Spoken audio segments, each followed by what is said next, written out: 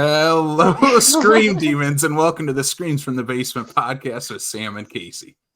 This is a horror podcast in which three horror fans discuss all things horror, including news, recent watches, horror collectibles, and more. I am one of your co-hosts. I am Casey. And I'm Sam. And let's get screaming.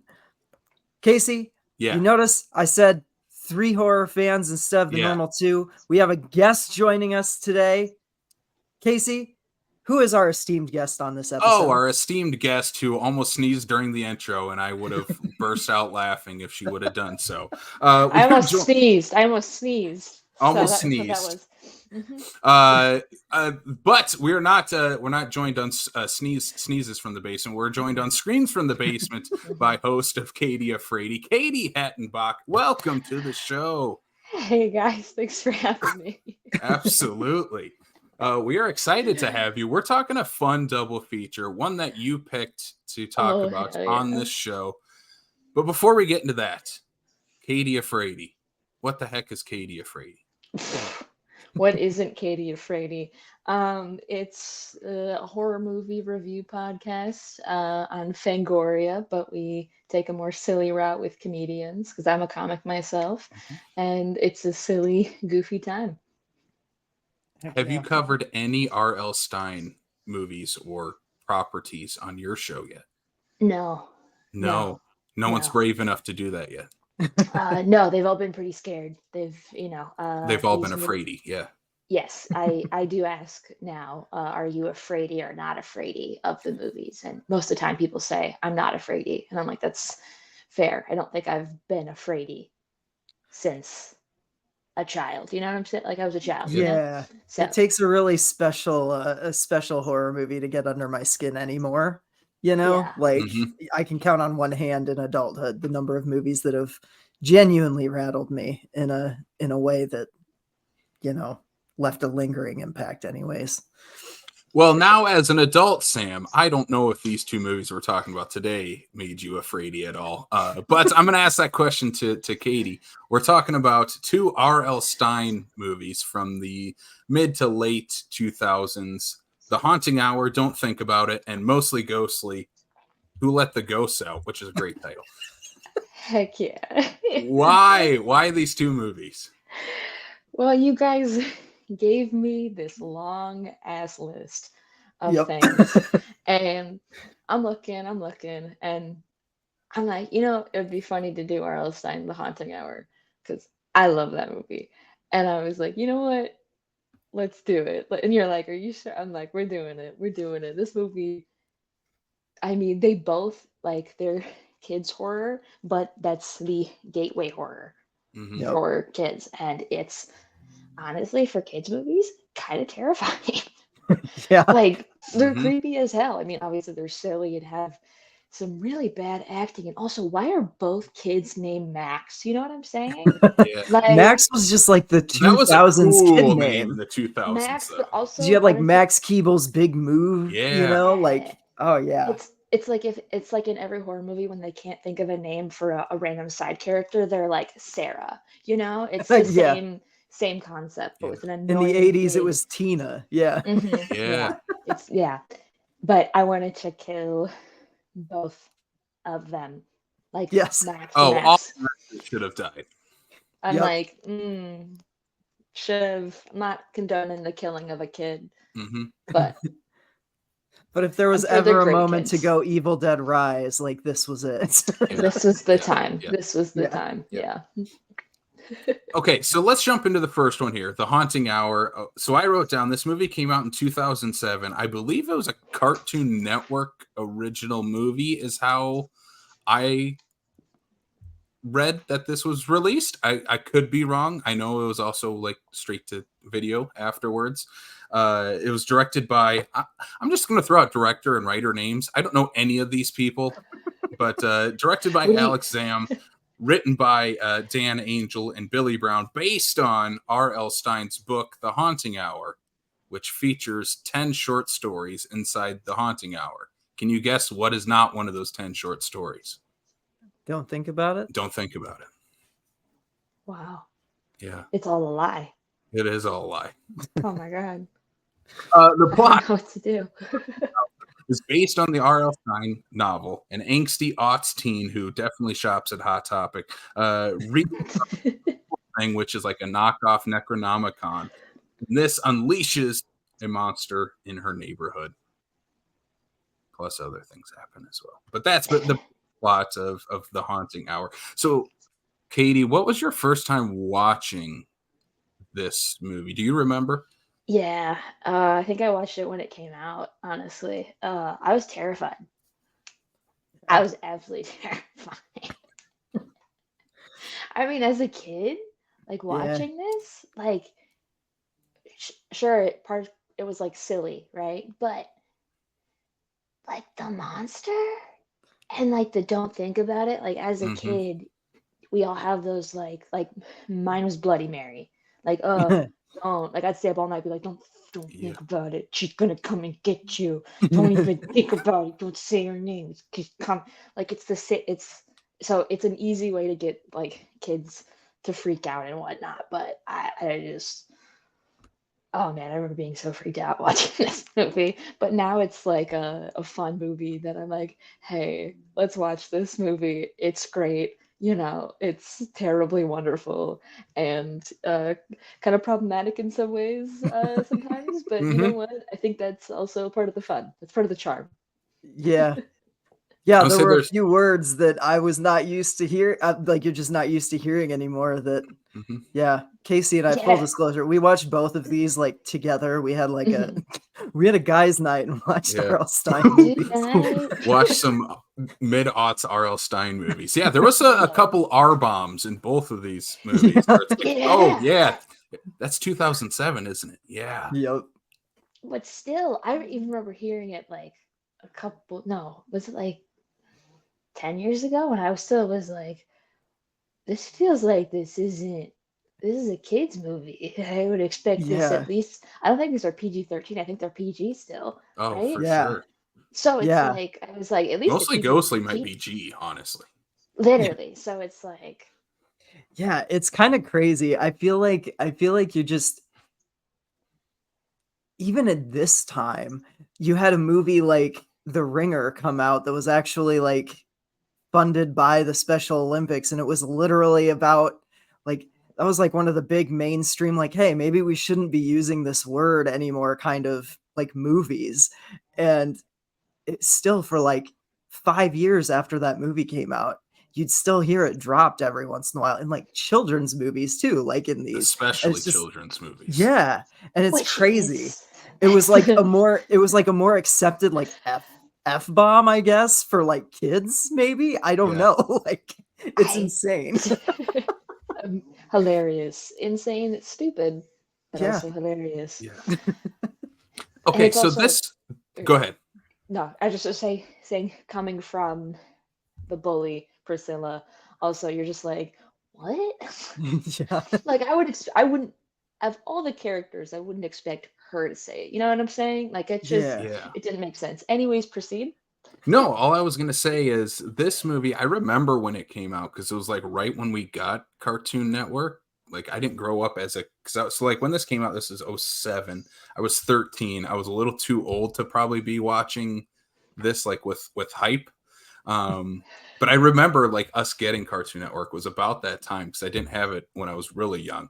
But I had movies like Hocus Pocus and Halloween Town, and like those were like my gateway movies. And I feel like if I was 6 years old or 7, 8 years old, whatever, watching The Haunting Hour on Cartoon Network, I would have loved this movie. This would have been like, oh my God, this movie's terrifying. Watching it as like a teenager, I was like in and out because I was like, yeah, I'm too cool for watching a kid's movie nowadays. Now as a 30-year-old watching this, I'm like, yeah, this movie has all the qualities you expect of a kid's movie.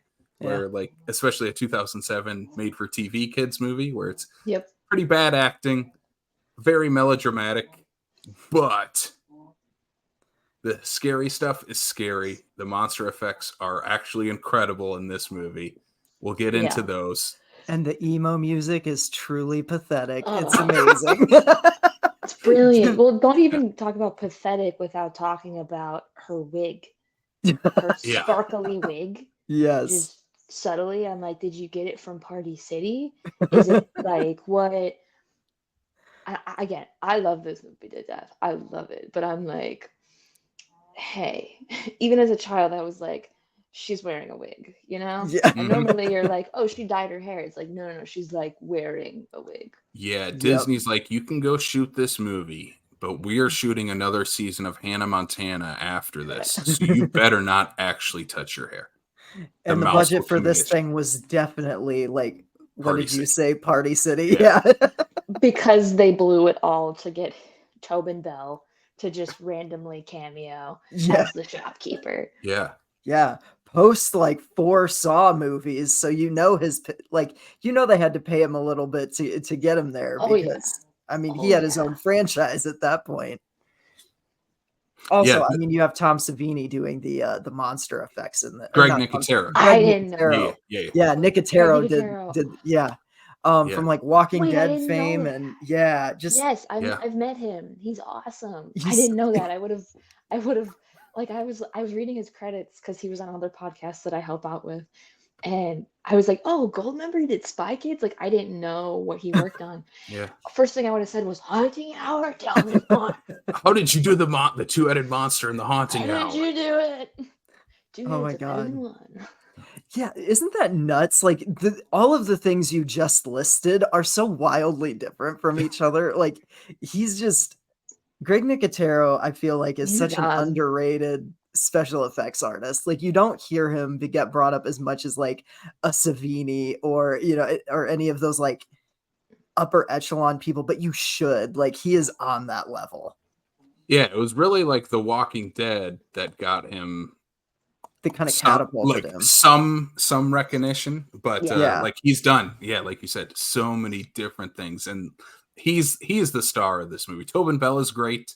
Yes, he's like the weird hippie shop owner that looks like Longlegs in this movie. I mean, he's basically playing Jigsaw for kids. It's amazing.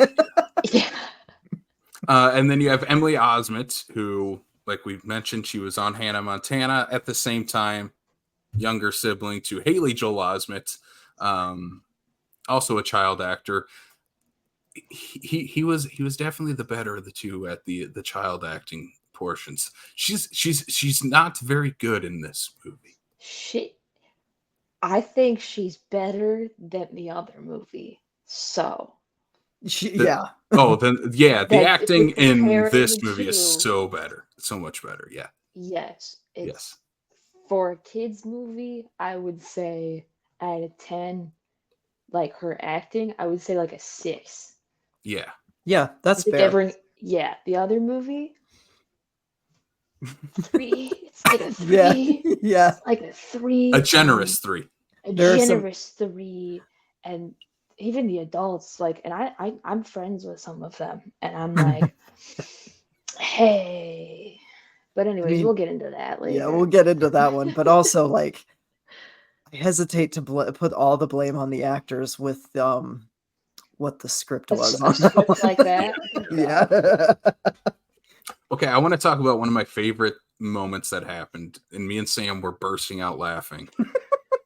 That was a lot of this movie, actually. It was a lot of the movie, but there's one piece in particular that feels like a parody movie almost. It's during the lunch scene where she gets Emily Osment gets all the lunch dumped on her. And like everyone starts pointing and making fun of her. The cute guy at school's laughing at it. The terrible mean girl is the one that did it. He's not just anybody. He's not just anybody. It's Cody Lindley, aka Jake Ryan from Hannah Montana. Yes. The one that ends up with Hannah, I believe. Hannah Montana in that show. Yes. Well, he ends up cheating. So yeah, son of a. He's a real POS by the end of that show. See, I don't remember my Hannah Montana canon that well, I guess. It's okay. Yeah. It's not for everybody, but I got you with that lore. I got you. Yes, thank you. I appreciate it. But the scene that got me to start laughing though was right after that happens, she goes home and starts listening to some knockoff My Chemical Romance, and it immediately flashes back to what just happened. It's so funny. Oh God, yes, the flashback that happens like 5 minutes 30 after. seconds ago. Yeah, not even. It's not like, even. Well, it's 5 minutes in less like than her time, 30 seconds in the movie. Yeah. 30 seconds in the movie. Yeah. Oh my God, that was too good. Also, she got home so fast. She got home so fast. Yeah. And we skipped the whole day. It's okay. We don't.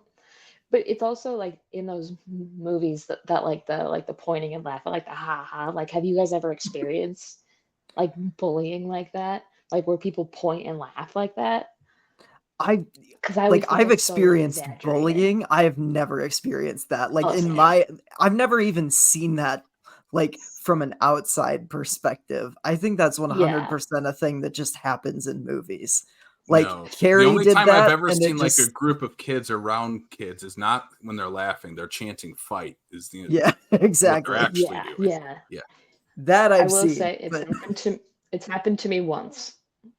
The pointing and laughing? No. Yes. What? Mm-hmm. No way! Oh my God! It was middle school. Track or we were doing the city track meet, and I fell on the last hurdle, and I was like bleeding profusely, like everywhere.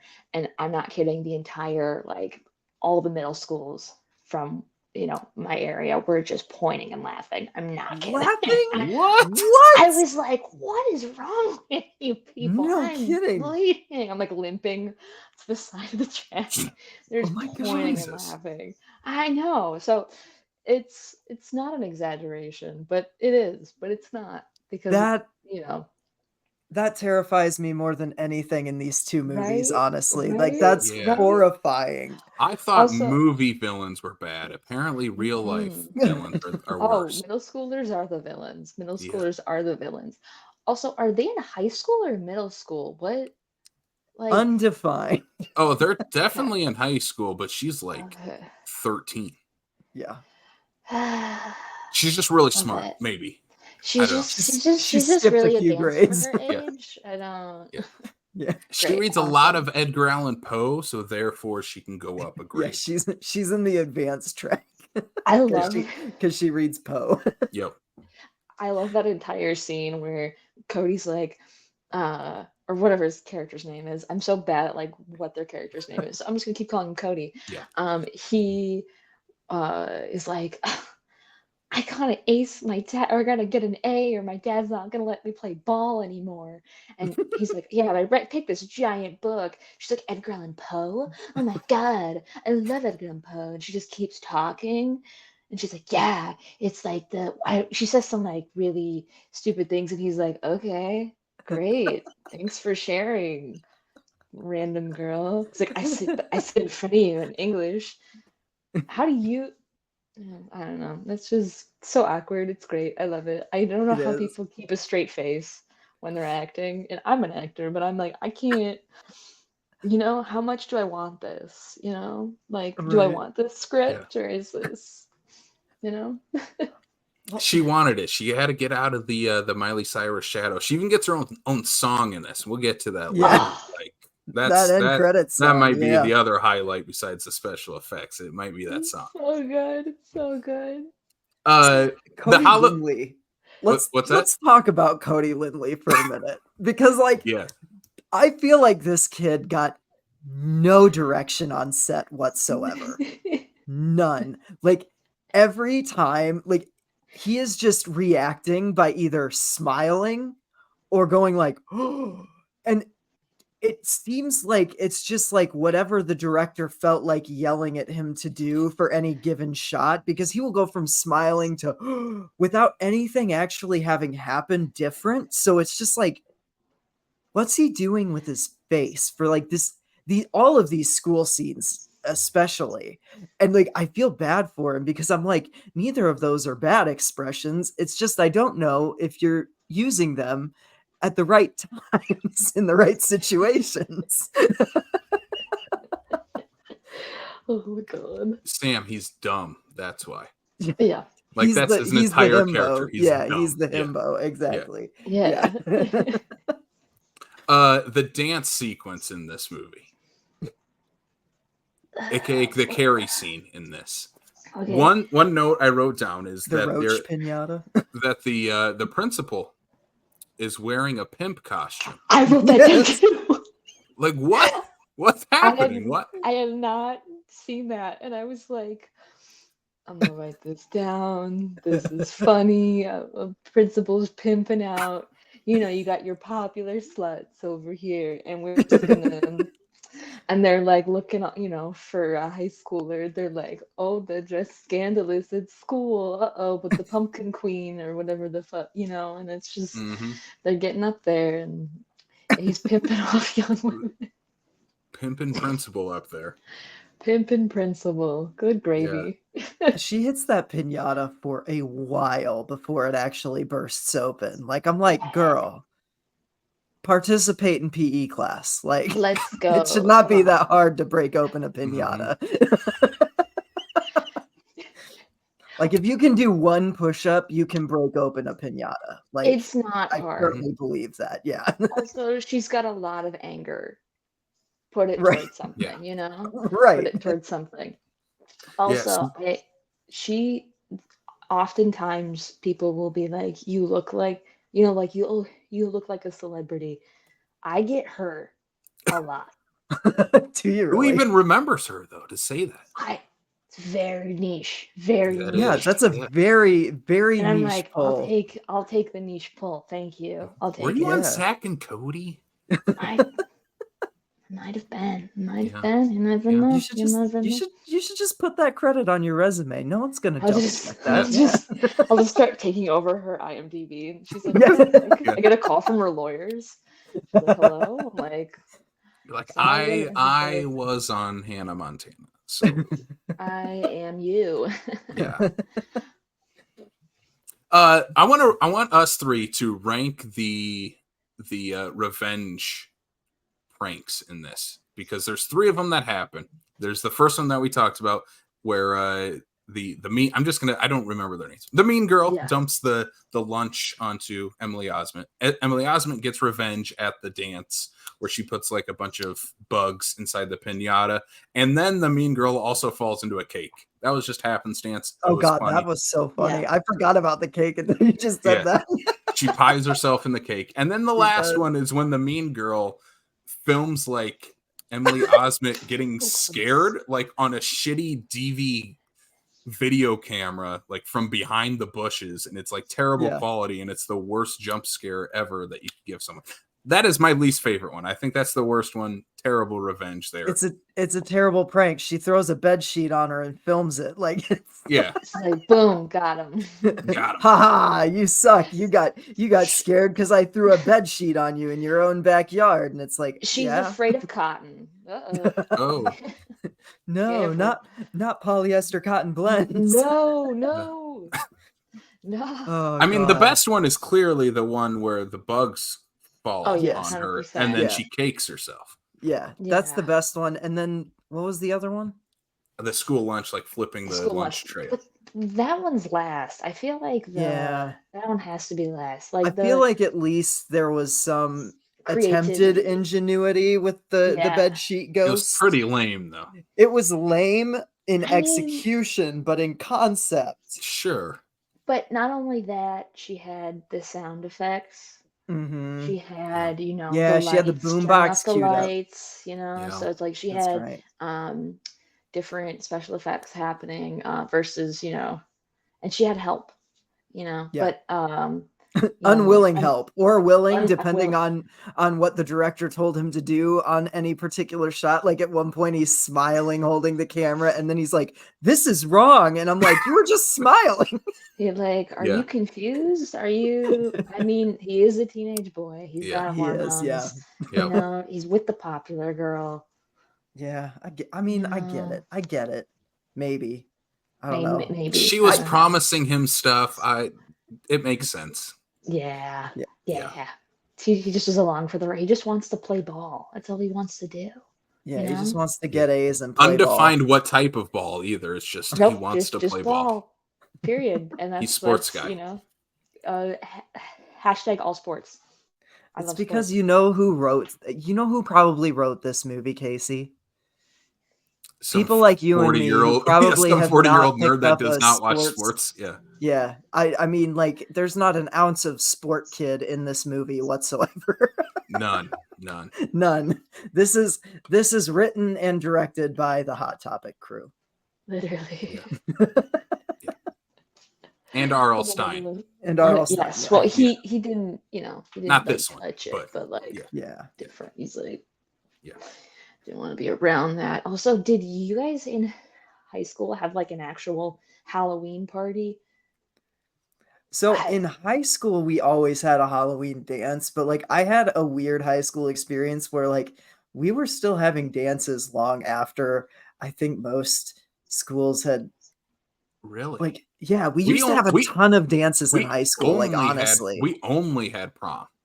Oh no. Our high school was like we had a dance every freaking like 2 months, it felt like. It was like it was weird. It was weird. Like I've talked to other people even like I know I've been out of high school for a while, but like I've talked to people that are like my age who are like, yeah, we never had school dances. I'm like, that's nuts.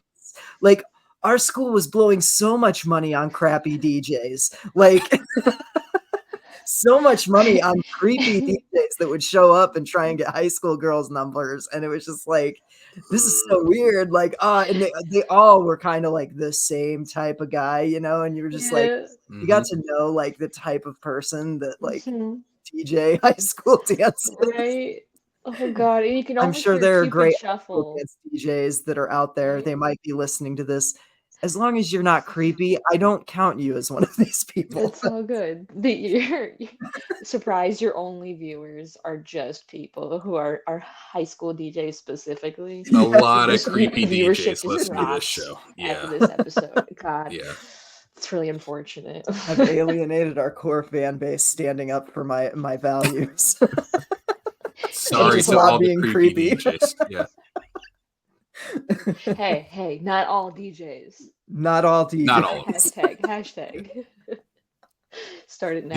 Did you have a pumpkin? What was it? Like a pumpkin king and a pumpkin? No, nothing like that. There was we had a homecoming king and a homecoming queen, and we had we did have a prom king and a prom. No, actually, I don't know if we did prom king queen. Yeah, I know we didn't. I don't think we did. We did homecoming though. Homecoming was weird. Yeah. We started doing that in high school, and then people would start nominating people as jokes. Oh. And so we got that taken away. And I was like, hey, stop doing that because you're ruining it for everyone. Stop being a dumb teenager. Right? Yeah. Teenagers just, I feel like when you're a teenager, though, you don't think about like the wider ramifications of anything that you do. Oh, yeah. Absolutely like not. Ever. Absolutely not. No. Yeah. I want to talk when you're a teenager, it's right in front of you. Like, what's right in front of me? What am I doing now? That's it. That's what these teenagers do in this movie. They figure out very fast, hey, there's a monster that's kidnapped my annoying ass little brother and the just let him bully. Keep him. But that brother. We got to talk about that brother. Almost instantly, though, she's like, we need to kill him. I'm like, we need to kill it. I'm like, you don't even know what it is. You haven't even seen it. You're like, we're going to kill it. It's like, okay. Girl chill. Call adult. Hello, brother's gone. Monster. Parents are now going to be dead because of the fake sequel that will never happen. But parents are dead, so it's like, I don't know. But the brother, oh my God. I literally, the first note I wrote is Max is a little bitch. Accurate. And that's what I wrote. I hope swearing's okay. Yes, absolutely. Especially when it comes to Max. Yes, he's the worst. You know what? I always say this. I'm like, I'm sure he's now a great adult and is living his best life. And I hope he has a great acting career. But, oh man, I literally hate this kid so much. I turned to Casey about 15 minutes in and I'm like, you know what this movie needs is a Corey Cunningham scene where he just sends this kid falling right down a spiral staircase. Yeah. We need some Halloween Ends action up in here. I am kind of pleased to say this is voice. the one and only movie this kid was ever in. What? Wow. Yeah. So he was so annoying. He just got blacklisted right off the gate. Yeah. That's Disney's rough. like, we That's don't harsh. want him. We don't want him. Nickelodeon's like, we'll pass. We're good. Poor guy. I hope he's a wonderful real estate investor now. Literally just gonna say that. I hope he's making a lot more money with whatever he's doing. Yeah. Oh God. Yeah, he's got that haunting hour money. That's lifetime retirement. Yeah. It's just me watching the movie over and over again, and that's the only reason he's getting money. I keep getting a 2-cent check from someone named Katie watching The Haunting Hour. Like, what's going on? I know. She's watching it a lot. Like a lot. Like at least once a month. Maybe more. Depending on, although I did have to have my mom send me my DVD of it, which has in the cover of it has a Papa John's Halloween coupon. Yes. We need to talk about the Papa John's connection. I'm glad you brought that up because there's a Papa John's connection to this movie. There's a pizza delivery driver. Funded. It was partially funded by Papa John's. Was it? Yes. Yes. That makes sense. That makes so much sense now. So that's why there's a Papa John's delivery truck. The guy that brings pizza works at Papa John's. Oh my God. That's how they paid Tobin Bell. That's why there's a I'm sure that's how they paid Tobin Bell in pizza. Like, he didn't get a check. He just got some like Papa John's pizza. He got the Happy Gilmore like free Subway card for life, but it was Papa John's. It was like all it said was extra banana peppers in his Papa John's. Like, that's all he got. So this was partially funded by Papa John's, and you could get a coupon in it, and they also sold copies of The Haunting Hour at Papa John's for a limited time. That's amazing. They sold it, and by sold it you mean they would hide it in boxes of the pizza and then just deliver it to people and say, please, for the love of God, take these away from us. You would get your garlic sauce in the corner and then a DVD in the other corner of your pizza box. Yeah. And hope it didn't get grease stains. Or hope it did. DVD. Yeah, or hope it did. Yeah. It's like that U2 album that they just pushed out to every Apple product, but it was Papa John's just like, here, have some R.L. Stine. Here, take it. All right, I want to talk about the best part of this movie, the special effects. Greg Nicotero. The final act of this movie is like all a special effects, like kids versus monster movie. Like, this feels like it has a very It vibe at the end. Yeah. And it's like the kids literally like, hey, we need to go into the sewer, literally into the sewer and beat up the monster and kill it. I don't know how they figure out how to kill it. It's very vague from the book. It's the two heads are better than one. That's the way to get the bloody job done. I just finished the movie like 10 minutes before hopping on here, so it's fresh in the brain. But Tobin Bell, they go to Tobin and they're like, what do we do? And he's like, well, buyer's remorse, classic retail. He's like, classic retail, something like that. I was like, okay. He took their $5 and ran. Yeah, literally, that's what she paid for this book. Yeah, when he's like, she's like 5.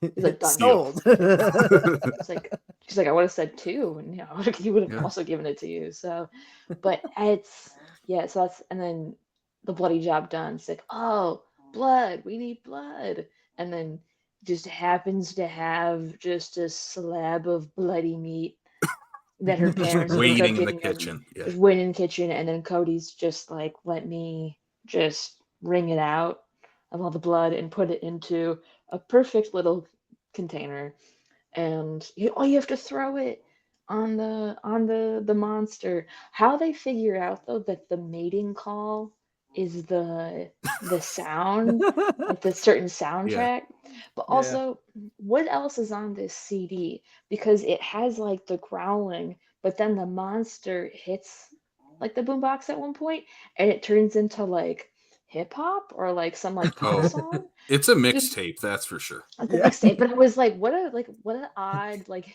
just a ADHD mixtape jump of like, you know, because like I feel like that's what I do with my music. I'll have like, you know, Terror Time from Scooby-Doo, and then Hell I'll have yeah. like Elvis, and then I'll have like, you know, Bruno Mars song, and you're like, hey, where's the it's like there's no flow. Yeah, they need to learn how to make a mixtape, is all I'm saying. They really just were like, just throw it on a CD. You don't have creepy monster effects in your mixtape. No, not Maybe a yet. monster Not yet. effects and then salt and pepper. Yeah. Although I will say, I realized this as I was watching. When I was little, I don't know why I did this, but we had like one of those like scary sounds for like Halloween, and my dad would play it on the CD player for like the trick-or-treaters and whatnot. I would play that CD just in my room and just sit in my room and have like the growling and just You're not going to find any judgment out of me, because I'm not going to lie. I had a CD like that I did the same thing with. So there's something about like hearing a werewolf in your bedroom that's just comforting. I sleep like a baby. That's how I sleep. It's just chainsaws, you know, weird like breathing, and then like just growling. That's like I really need that as I sleep. Yeah, just the guttural screams just at 2 a.m. are the best. It's just really. It used to be either like spooky sound effects or like whatever metal CDs I had. Like it was weird. Like most people fall asleep to like soothing sounds, and I was like the screamier and the blast beatier, the more like that's what just gets me out. I don't know. It's weird. It's weird. I've always been that way. Like I'll still sometimes when I'm having trouble falling asleep, just like put my headphones on and listen to like Viking death metal and just like fall asleep to it.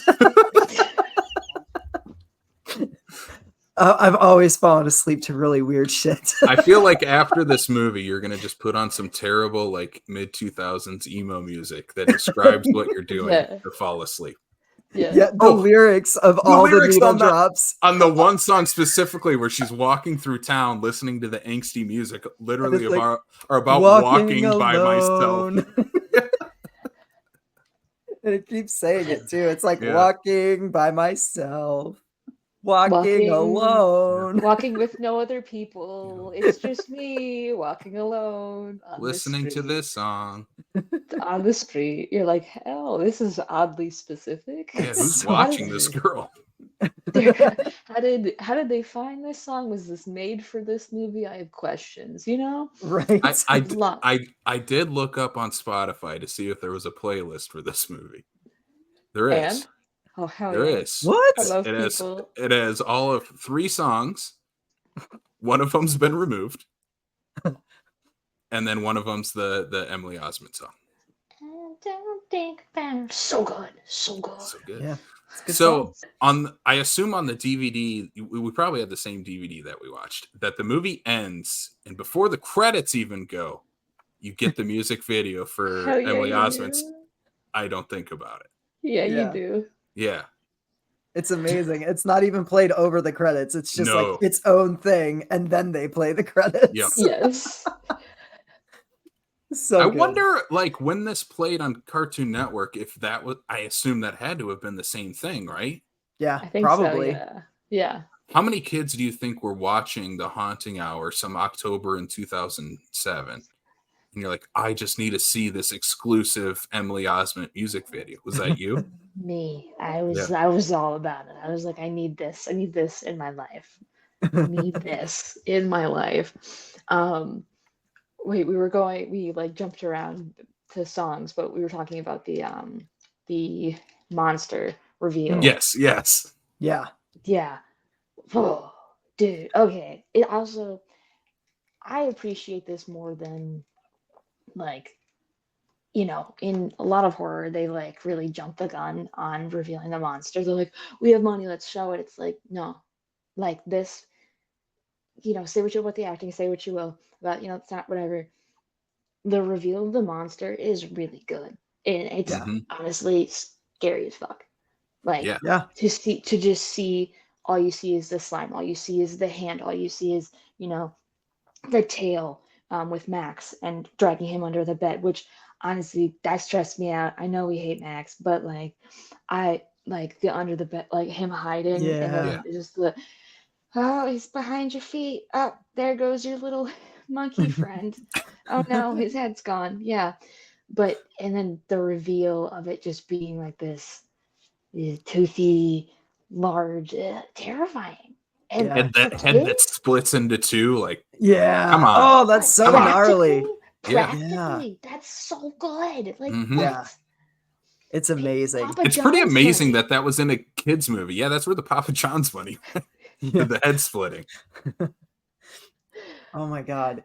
Yeah, and it's kind of almost like it's almost Lovecraftian because you never see a shot of the full monster. Like, you only get bits and pieces of the entire thing. There's never like a huge reveal where it's like, oh, this is the monster's full form all together. Like, so your mind is constantly filling in those like blank spaces. And I love when movies allow you to do that. Like, as much as I love something like Tremors, where it's like, oh, you see the entire graboid, especially at the end when it like, comes out of the ground and plummets to its death. Spoilers for Tremors. But like at the same time, you build to that moment, like, and I think there's just like this lost art of building to a reveal and then not even showing the full thing. Or if you're going to just for a split second, people will like talk shit on Gareth Edwards' Godzilla, and like that movie has issues because the humans are boring as hell. But the way in which he teases out Godzilla in that movie, immaculate. Great. Like, yeah. That's what this movie does. Like, for all of its flaws, like, this is a great monster movie. It's so good. Yeah. Yeah, I think that's the biggest strength of R.L. Stine is the imagination part. Because like reading Goosebumps books as a kid, I was always like, you always imagine what's going to happen. And he always was great about every chapter, like, ends on a cliffhanger of like, oh my God, what's going to happen next? And it's always some BS thing that happens, but it's the anticipation of, oh my God, what's going to happen next? This movie also has that. It does have a very great R.L. Stine vibe to this whole movie. Yeah. Even in that, like, especially at the end where the kids burn the book in the fireplace, Dad and Mom come home. Dad pulls out the book from the fireplace and starts reading it out loud. And it's like cliffhanger ending of like, oh my God, here comes the monster again. It's incredible. It's a great ending. Amazing. So good. Yeah. But also, I hate the parents so much. Oh, they're awful. Terrible parents. Oh my God, the mom's like, why can't you be better to your why can't it's like, get off, leave her alone. Yeah. Leave our little goth friend alone. Yeah, maybe you'd have friends if you dressed normal. Oh, are you kidding me? Thanks, Mom. Have you seen my room? This is not a phase. This is there's a lot going on, and I love Edgar Allan Poe so much, so this is just who I am. And the mom dresses up as a bullfighter too, and it's like a little insensitive, and I'm like, come on, Mom, you can do better. Yeah, she's got like the pencil mustache and everything, and I'm like, oh, okay. Yeah. Like, I'll take costumes white people shouldn't wear for $500, Alex. Oh, yeah. Both costumes were awful. The Dad's wearing like this bull costume. It's the worst. So funny. It's the worst. Oh my God. Oh, also, I'm like just reading random notes. When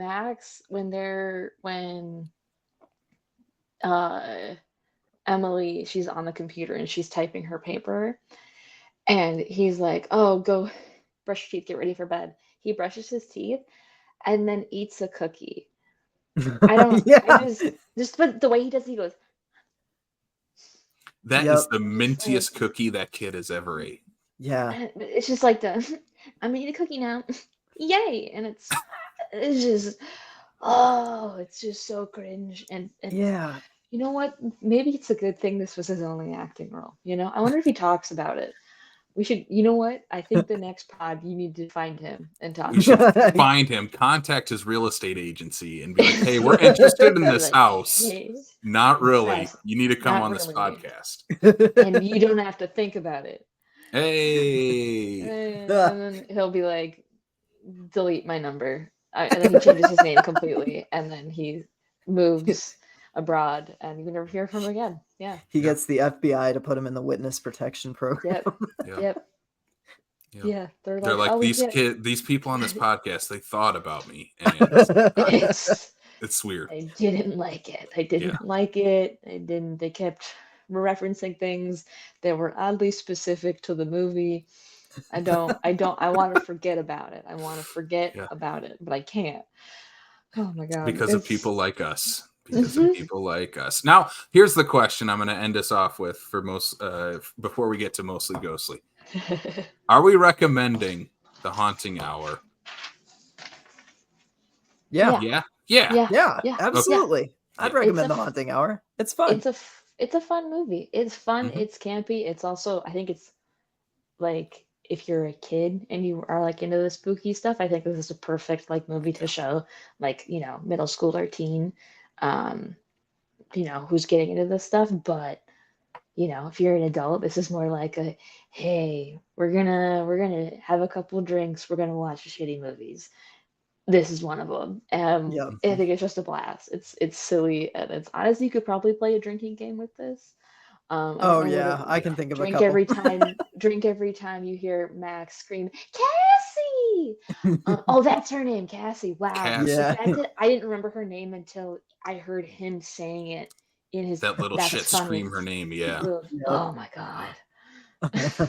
Whiny little bitch. Or like, Cody's acting, or, just that stuff. Yeah. Every time Cody switches from smile to bafflement, take a drink. He was torn as a character, Sam. That's what it was. He was like, torn. I'm happy. No, I'm sad. No, I'm happy. He is. He's literally the drama masks. Like, that's what he is. This whole movie is just... Oh, it's crazy. 100%. But yeah, I would say yes. 12 out of 10 would recommend. And, I don't think about it. The song is a bop, and it's on my Halloween playlist. I listen to it a lot. Honestly, it goes pretty hard. Didn't expect it to go that hard, especially now, but I'm like, you know what? This is actually misunderstood.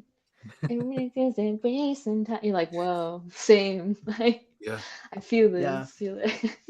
Now, Casey, you said that Haley Joel Osment was the better actor at this point in their careers, but I think we can say that Emily is the better pop star. Oh, hands 100%. Down, oh she's God. the better pop star. I don't see Haley Joel popping out a banger like this one.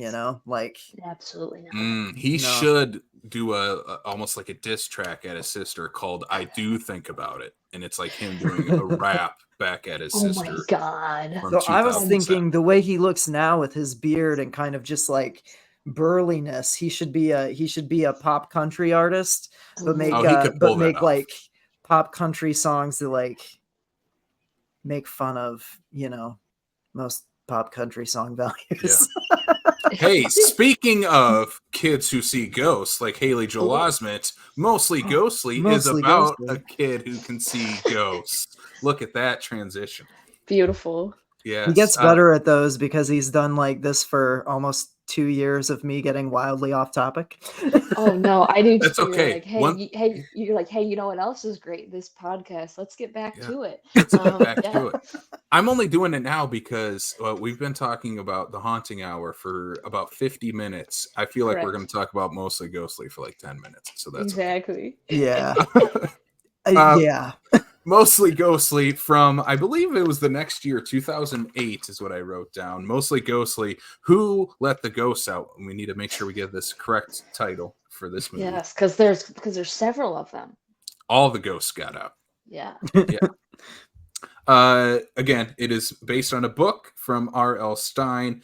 And this one actually is based on like the same name. Like the book Mostly Ghostly, Who Let the Ghosts Out is an actual title, and this is the actual story of that. So at least they got something right with this movie. It's directed by Rich Correll and Pat Proft, and Rich Correll wrote the terrible screenplay to this movie. I wrote down We're about to be so mean. I love it. We'll say nice things about this movie too, but Yeah, not, no, not I have some moments. Yeah, there's some. yeah. So in this Disney, I think it's a Disney Channel original movie too, right? Yes, it is. Well, Yeah, I don't know if it might be like one of those like Canadian movies because the like weird there's decom ones. Yeah. yeah no because there was a series. This is definitely past your time, and more geared towards young girls. But it was my babysitter's a vampire. That Oh was yeah. a Yeah. Canadian show. That was a Canadian show and a movie. So I wonder if that's where they filmed it. But it had like, I mean, that cast was stacked with Oh, this is Disney stacked actors. with Disney people in this Oh cast. my We'll get to Yeah. God. the cast in this movie. Kim Rhodes. Oh yeah. David DeLuise. Love him. He's such a goofball. Oh my God. Yeah. So I wrote down for the plot of this movie in this Disney Channel original Halloween Town ripoff, a young. I'm so mean with Oh this my one. This God, one's. Why did I Casey. write this? Why did you let me write this, Sam? I didn't let you write it. Oh, you were there when I wrote it. I was. I Yeah. maybe proofread it. Yes, you did. A young magician teams with two dead kids to help them not find their parents from an evil ghost with undefined motivations. Yeah, why did you let me write this? I forgot how mean we were. I think I was just high off the fumes of how bad this one was. Yeah, especially coming off of The Haunting Hour, which was a lot of fun. A ton of fun. Like, it was a great we movie. should have night watched movie. this one first, and I Yeah. might have been more forgiving on it because, like, I'll be honest, This movie sucked I the air out of the stopped room taking. between us. Yes, it did. I stopped taking notes about 20 minutes in because I'm like, what's the What's the point? what's the point? I don't understand why any of this is happening the way it's happening, and I'm confused a little bit, and like at this point, like I don't know. I didn't bring any stuff over to your house. I didn't bring my pen. I didn't drink. You needed it for this. I was stone cold sober for this movie, and I'm like, You I shouldn't don't have been. know. I You shouldn't should have not have been been. at all. You Like need I to was be like, on something. I should have like, yeah, run home and gotten something after about 20 minutes of this movie because I was like, no, I can't do it. If anything, you should have brought the pen to gouge your eyes out with. Right? Yeah. So this one was a pure first time watch. It was when I was doing research. I think, okay, so how I got to this double feature being listed in our idea topic. Yes, please tell. No, I was looking up like Disney Channel movies because like we have like Halloween Town on there and Mom's Got a Date with a Vampire. Oh, love. Phantom of the Megaplex, which is a favorite of mine. Oh, yeah. So good. And then I wrote down these because like we got to have some like R.L. Stine ones besides like the new Goosebumps movies. And I remembered The Haunting Hour airing on Cartoon Network. I didn't remember this one at all, but then I looked at the cast and I'm like, there's so many Disney Channel people in this. Like this has to be at least something. Something. It is. It was and something. You know what? It's the there's like it's ever you made a good movie. You made a movie. Yeah. You did it. You did it. Should you have? And this guy, so the guy who made this movie has made much better movies for Disney Channel. He made the two Zack and Cody crossover movies that aired on Disney, which are both pretty good. I don't know where that energy went because it wasn't in this movie. He's also a major director on Fuller House. Wow. Yeah. At least he's still working. Good for him. Right. Or was working. That show's not on. Right. I don't know about you guys, but I watched this on YouTube for free.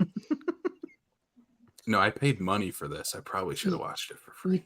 Literally, I watched it. It's on YouTube for free. So we should have checked YouTube before we bought the DVD. Yeah. But also now you own it, so it's like Yeah. You own that. You own that, right? Not for much longer. You're like, I am gonna burn it. No, don't burn it. It's fun. It is. It's fine. It's gonna go right next to my Goosebumps DVDs. Like it's just gonna sit there forever and never get opened, but it'll be there. It's there. It's part of the Stine collection, you know? Yes. Yeah. it's bad, but there's also, I mean, again, there's some pretty creepy moments in it. Like, you know, you have, I don't know how to say his last name. I literally just looked it up. But he plays Arwen in Zack and Cody. On Zack and Cody, yeah. He plays, honestly, a pretty scary villain. And I was like, I remember watching this and being like, oh my God. I mean, they're really targeting kids with being like, okay, we're going to hover over you and do this. And also the dentist, you know? But like, or it, like, they feed on like what kids are scared of, and then they just run with it. And I was like, okay, I see what you guys did there. It's not the best, but it is creepy as hell. Yeah, there's like a germ of an idea in there that's really interesting. And I do love the makeup design of the villain. Like Fears himself is just like a very creepy villain. I think he's used really effectively. I don't like this protagonist kid. I would like to throw him off the roof, if I'm being honest. Yes. Just we needed a whole army of Corey Cunninghams for this movie. Because every kid in this actually was like, Casey knows this. I'm not a kids person. Like, just personally, I'm fine with them. Like they're cool as long as they stay in their area and I stay in mine. You know? But like I don't mind kids in movies, and like all of these kids, I was just like, nope, get them out. Yeah, I thought I thought the ghost kids were. I didn't buy them as brother and sister. No. But for kid actors, I thought they were fine. Well, yeah, because they've been in like bigger stuff. They were in other stuff. Like the girl is in like she was in that movie with The Rock, The Game Plan. The Game Plan. Yeah. She's adorable in that movie too. Like legit. Her laugh in this movie. Yeah. She was not given a whole lot of direction, I don't think. No. Man, I was like, girl. We have two kids from How to Eat Fried Worms in this as well. Well, what's the kid's name? Oh, Luke Benward. Biggest crush on him. Oh my God. That's when like as a kid, and now I'm like, you know, it's always good when your childhood crush is still your adult crush. You're like, okay. Yeah. Oh, is he? I'm gonna have to look him up as we're doing this. I mean, like childhood, I was like, okay, because he around the same age as us. I'm like, right, okay, yeah. And now I'm like, yeah, you're not ugly. Good. That's good. Because sometimes you see them and you're like Cody Lindley. I was like, oh, Cody, attractive. Now as an adult, Cody, he's not attractive, but like. He had a glow up. Oh my God. Yeah. He had that Dylan and Cole Sprouse thing. Good for him. Good not to get off topic again, but like we just watched Trap, and Josh Hartnett has also aged like fine wine. Like there's a scene in that where he took off his shirt, and I don't think there wasn't a person in the audience that did not swoon in our screening. Oh yeah. Like, doesn't matter who you're attracted to, right? Like it's Josh Hartnett. I think I'm in love. Like, yeah, 100%. Like also like the opening of this movie with the Raven splitting in half to reveal fears. You don't even know what's like. Not even like 10 seconds in, you're like, what's going on? Why are things splitting in half? And you're like, what is this demon? I was like, our beloved Arwen is a demon. Not even 1 minute in. Arwen, no. It is kind of ballsy to have Arwen as the villain, though. It's like he's such a lovable character on Zack and Cody. Yeah. And here he's the worst. Right, but it's also kind of awesome. I'm like, okay, Brian, Brian, good for you, good for you. Snaps for you, Brian. And then we have Max revealing that not only is he annoying, but he's also a magician. Oh God! If you want to make your protagonist even worse and more annoying, what do you have him do? Oh, you have him practice magic. Like, and why are you hating on magic? I'm not hating on magic. I'm hating on a very specific type of person that Do you practice magic? Are you a magician? We have friends that are magicians. We have friends that are magicians. Cool. I did too. They like swallow fire and like they like things through their skin. I also don't want to see a kid do that. Freaks me out. Yeah. They all got to start somewhere. Yeah, I suppose. But it's just the way it's kind of about. He's like, yeah, I'm not gonna take off my cape. I have to break it in. I'm just like, okay. There are people that are weird about magic. You know what I mean? Yeah. Yeah, it's like, I mean, I love a good magic trick. I've gone to the Magic Castle many a times. Like, that's my bread and butter. I love it. But like, Max, chill, you know? It's a little bit like I enjoyed the Dungeons and Dragons movie. Yeah. But like when I saw, well, I didn't even see it in the theaters, but when I went to the movie theaters the opening weekend of the Dungeons and Dragons movie, there was a certain like type of person that didn't typically go to the movie theater. It was kind of crowding the lobby for the opening of Dungeons and Dragons. And they were just making it known that they were there for Dungeons and Dragons in kind of annoying ways. And it's like that kind of thing. I don't care if you enjoy it. Just like, you know, don't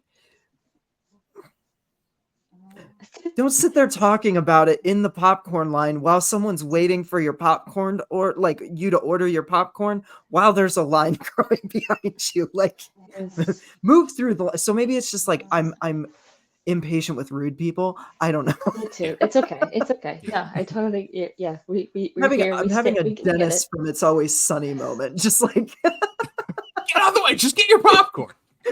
Yeah. Yeah, I could see you doing that. Yeah.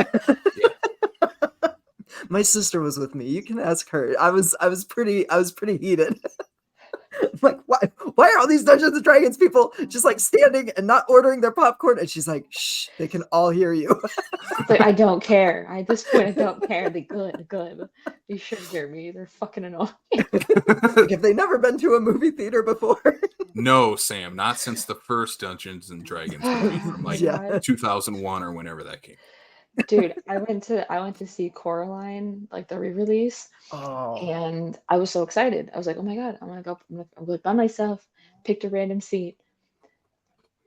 I'm a very patient person. However, I am now becoming a Karen when it comes to movie theaters. I sat in the middle of a bunch of, I mean, and I'm Gen Z technically, but I think it's like younger Gen Z, Gen Alpha, and they were so like they were talking the whole. Oh my god, what's happening? Whoa, what? Like they've fucking seen this movie before. But there's people in the audience who hadn't seen it before or hadn't seen it in theaters before. They were on their phones watching videos, taking videos of the screen. One of them said they peed their pants. I don't know. I don't care. I literally was like, but I was in the middle of all of them, and I was like, I could say something. But it's like 15 against 1. Right. Mm-hmm. They had the numbers game on you. Yeah. And as soon as they all left, because they left as soon as the credits started rolling, and I was like, everybody knows there's an after credits for the new Coraline. Everyone knows this. Clearly, you're not that deep in TikTok, whatever. But everyone was like, how did you not say something? I'm like, I was surrounded. They were around you. I literally sat right in the middle of them. Like they were around me and behind me. I'm like, what was I gonna do? Yeah. I mean, I should have gone and told honestly, I was gonna go up to be like, hi. You should have gone to the manager. I literally was gonna be like, this isn't a case of like give them, a warning. This is a kick them out because they are ruining the movie, or give everybody their money back because they are ruining the entire movie for everybody. Oof. So it was bad. See, that's why like my theater trips, especially to like the chain multiplexes, that kind of thing, I've slowed down on that a lot. Because it's like I can spend $20 to go to the movie and get popcorn and all that. Or like, honestly, this is a terrible thing to say, but I can wait like a month or two and it'll be available to rent for $20 and I can watch it with my cat on my couch. That's true. I feel like I've been super lucky in the theaters of like anytime I go, especially like if there's other teenagers there, it's usually a horror movie. And they Yeah. tend to shut up during horror movies because they at least want to be scared. Yeah. But the problems I've had are always like 30, 40-year-old dudes that are on their phone. It's like, just stay home. Go watch your sports ball, like the dad in this movie. Go watch your sports ball and just stay out of the theater. Perfect. It's the dad that got dragged in. Yeah. Sorry, I'm still on the theaters. Keep going. Go back into your transition. I wasn't trying to transition, but we can transition to the dad. Let's talk about what we're supposed to. We don't have much else to talk about in this. No, I mean, we have Adam Hicks from Zeke Zeke and Luther. He said, what did he called Max? He said, "Listen, Pez head." Got him. I like that. That's all I wrote. I also love that the dad and the brother are watching a football game while wearing Minnesota Vikings jerseys. Yeah, it's very clearly not a Vikings game that they're watching. No, it's like a very generic. There's just like plain white jerseys and plain blue jerseys, and that's it. Yeah. and the dad's like wearing sweatband like on his wrists. Oh, he's into it. And I'm like, okay, but that was still a thing in the 2000s. I remember. So traumatic Bible camp memory. Oh God. I used to have like little pink cross like wristbands with the cross on the sweatbands and everything. Oh yeah. You had to wear those to church? I did voluntarily. I was gonna say he didn't have to. You just wore He's them, just right? sweating so much. You're sitting so much. You're like, I mean, I did sweat a lot in church because churches are old and they don't have good air conditioning. That's fair enough. But yeah, I was deep into it for a while, and now I'm not. So I don't have those sweatbands. You ditched the sweatbands when you left too. Yeah, I ditched the sweatbands when I left the church, and I haven't looked back. Yeah, you're so brave. I just drip now. I just sweat. That's what I do. You know what? Hear me out. You guys make merch. Sweatbands. Yeah. Bring it back. Yeah. Sweatbands. Yeah. Absolutely. This is going to happen. Scared watching a horror movie? Just wipe it away. You wipe it away. Sweatbands. Mm-hmm. We'll sell them to all the dads watching football games. They're going to love them. They're going to love them. Oh, one character. Okay, so one character we haven't talked about yet. So funny we had to look her up in this because I was like, God, she looks so familiar. And it's the love interest in this movie. It's also weird that there's a love interest in this movie because I don't know. They're definitely in middle school, maybe elementary school. So much older than this kid. So much does. I love when they do that. In movies too, like this is an adult. Yeah. This is clearly a child. I've played 14 opposite a 14-year-old, and she looked older than I did. So, it's We had to look it up because it was so weird. Like, what's the age difference between the actors here? There was only 2 years. She was only 2 years older than him. Okay. But she was like, she was like 16 and he was like 14 or something like that. Yeah. Okay. Those years, I feel like there is quite a big gap between. Yeah. But the love interest is Lindsay Lohan's younger sister. And I'm like, that blew my mind. Aliana Lohan. Yeah, I didn't know she had a sister. Her accent was that her choice? I have acting questions. We're never gonna get the answer to. They're more hypothetical, but just like what was like her thought process? Like what was her character's backstory? Because what the fuck, Mm-hmm. Lots of questions on that one. And when they first introduced them, I love a good, Mean Girls walk with the slow-mo and the fan. Yes. This is like the worst one I've ever seen.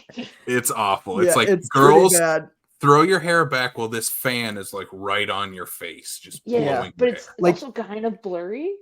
It's really blurry. It's because it's shot on those awful digital cameras that we had back in that era. Yeah. Those cameras, almost no movie that was shot digitally from 2000 to 2008 looks good, even when they like upgrade them, because the digital files get so bad. Like, so this one's looking up Aliana one's Lohan's filmography. Okay. She's been in 6 movies. Good for her. You know what? Can you guess how many movies she has been in that do not also feature her sister, Lindsay? 2. 1. This one. This one. Oh, this is the only one that she ever did. The rest of them, she is in Falling for Christmas, which is the new Lindsay Lohan Netflix Christmas rom-com now. Okay. Yeah. Wow. The last thing she was in before that was in 2007, the Lindsay Lohan thriller I Know Who Killed Me. Yeah. Oh, yeah. Before that, it was also 2007, mostly ghostly. Also note that most of these, she's actually just playing a younger version of Lindsay Lohan's character. That makes sense. She was in a music video of Lindsay Lohan's. Amazing. Wait, she was in a Disney Confessions of a Broken Heart, Daughter to Father. Okay. She was in Life Size, which was a TV movie from Disney starring Lindsay Lohan. Who was she in that? She was Girl at Football Stands. Love. Oh, I remember her, obviously. Glorified action. And her very first credit, can you guess what it is? It is a Lindsay Lohan movie. Okay. Parent Trap. It is The Parent Trap, and she plays Child at Airport. Uncredited. Brilliant. Yep. Brilliant. What a career. Amazing. Brilliant. Is she going to be in Freaky Friday too? I hope not.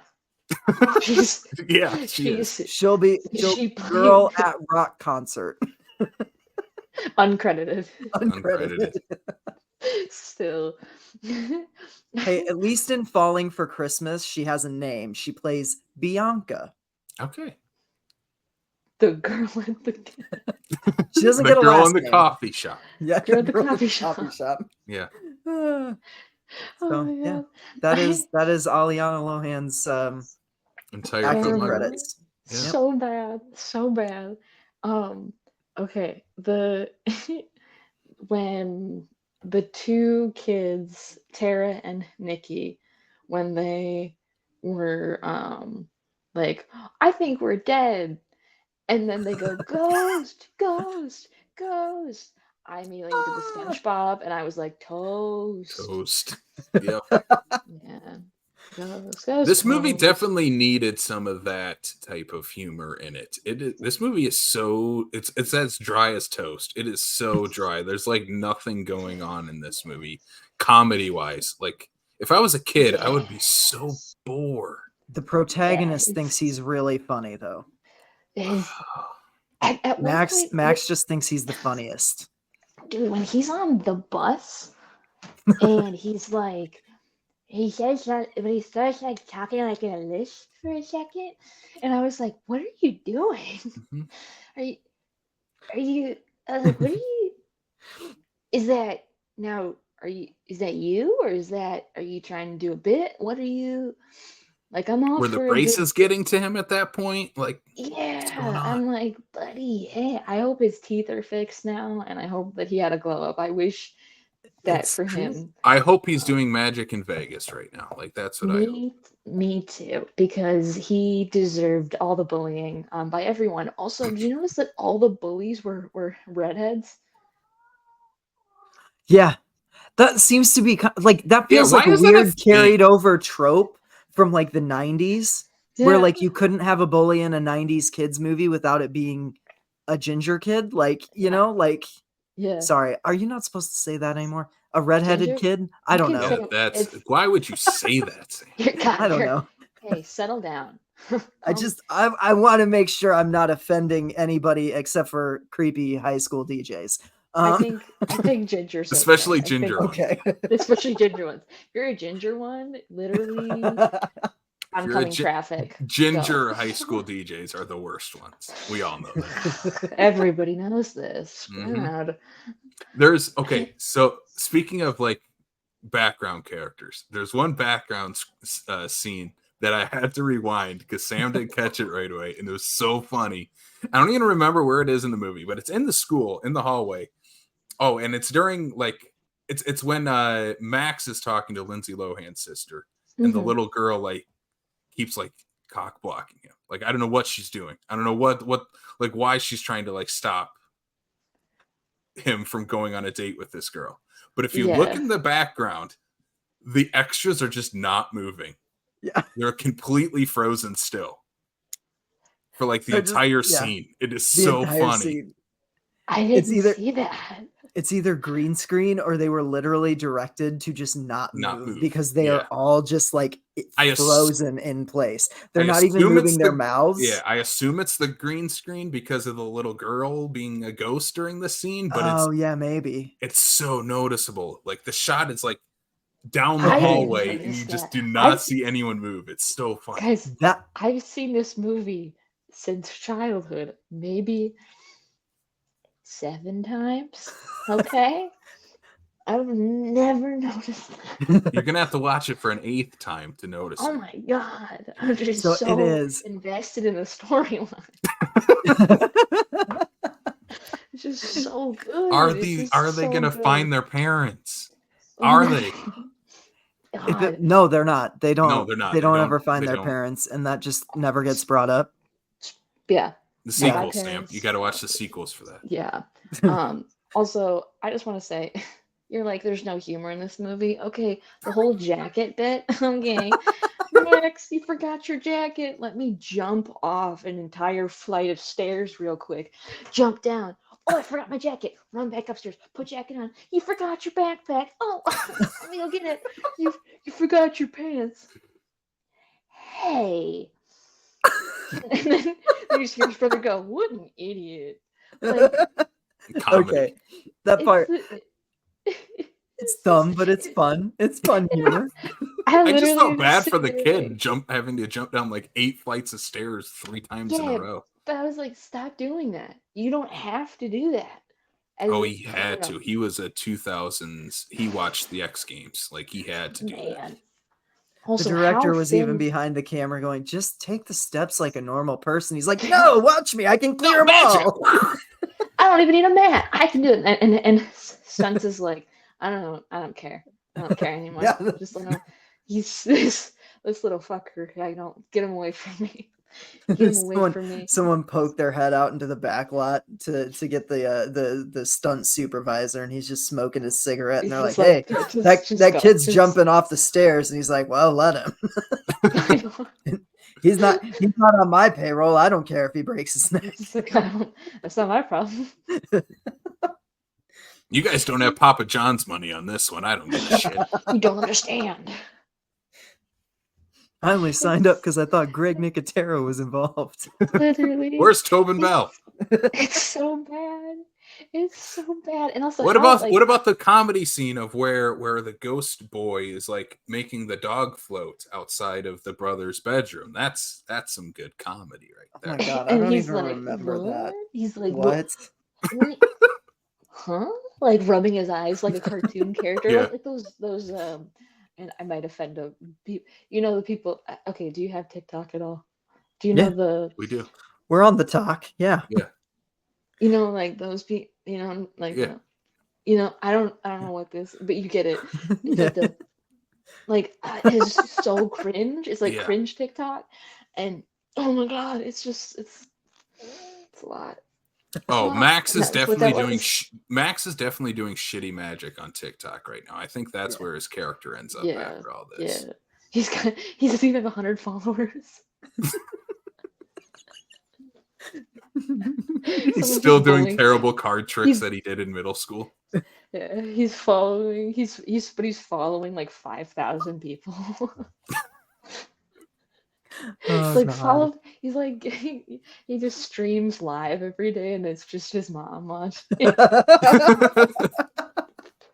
his brothers in the chat, like, please, literally jump off a cliff. Max, it's time to get a real job. You need a 401k. you pez head. Stop. Stop calling me that. Oh my god, this is so bad. Or like the one where the ghost is like, I'm gonna go in the toilet and then scare Max, and he's like, oh, he's about to pee on me. Yeah, Comedy. there are so many out of context images in this movie. Like if you just pause the scene, the screen when like Max is standing with the kid's head coming out of the toilet, it's like what's happening here? What's going on? What? Or you have that same kid who's like decapitated towards the end of the movie. It's just a head coming out of the ground. Exactly. It's like, what's happening? Everything is shot like it's like a silent movie too. Like I don't know what our camera person was doing. He was phoning it in. He's like, Greg Nicotero's not here. I'm not here. There, you know what I say is maybe the funniest part in this movie that actually got me. But years later, at least this like 7 times now that I've watched it. When Nikki and Tara are like, we're ghosts. If you concentrate, you can, move things. And they just expose this guy. They take out they like rip off this guy's toupee. Yeah. I don't know you were bald. He's like, I paid a lot of money for you not to know. That was pretty good. I was like, okay, exposing bald people. The SpongeBob bald. It was good. I was starting to laugh. That got me. This movie just needed some SpongeBob inserts to lighten it up a little bit. Yeah. Yeah. Yeah, if this movie had some of that SpongeBob humor in it, I think we'd be cooking. Like this movie would be cooking. 100%. But like the most terrifying part though is the stuff behind the wall. Oh. Yeah, like all the sets look really good.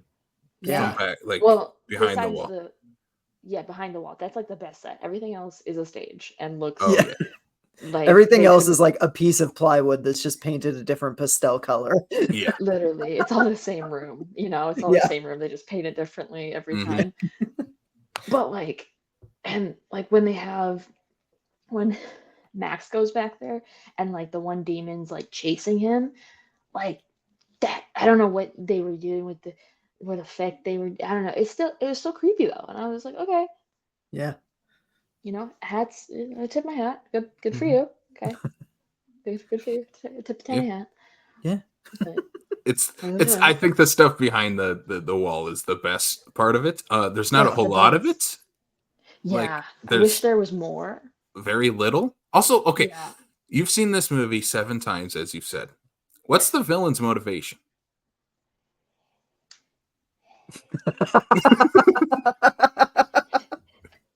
What isn't his motivation?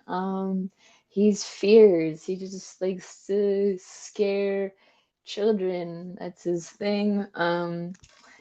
He's got Nikki and Tara's parents, and are they were like ghost hunters or something, right? Is that what she says? It wasn't 100% clear. Hello, Kit Kat. Hello. This is buttons. I had buy buttons. You're like, here, Boris. Come on. Oh, you said Boris. I thought you said buttons. Oh, buttons? I was like, hello, buttons.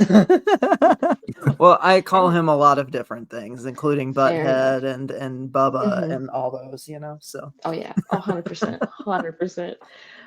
Yeah, I couldn't tell you his exact motivation, though. But he's creepy. And, when he turns into his, like, normal Arwen as a janitor, LOL, which also I was like, they did that on purpose because of Arwen. I was like, I love this. And then they're in the gym, for whatever the dance is called. Yeah. And he's like running. Tara. Yeah. That was creepy. That's scary. Yeah. That was scary as shit. Is that where they weren't moving? The students weren't moving? No, it's before that. Yeah. Oh my god. Okay, cool. Yeah. Cool. You'll have to watch it again. You'll have to watch Mostly Ghostly again. I don't want to. I don't want to anymore. I'll have to be on something to watch that again. But I'm jumping around. The Lohan sibling, when Max is like fantasizing about her.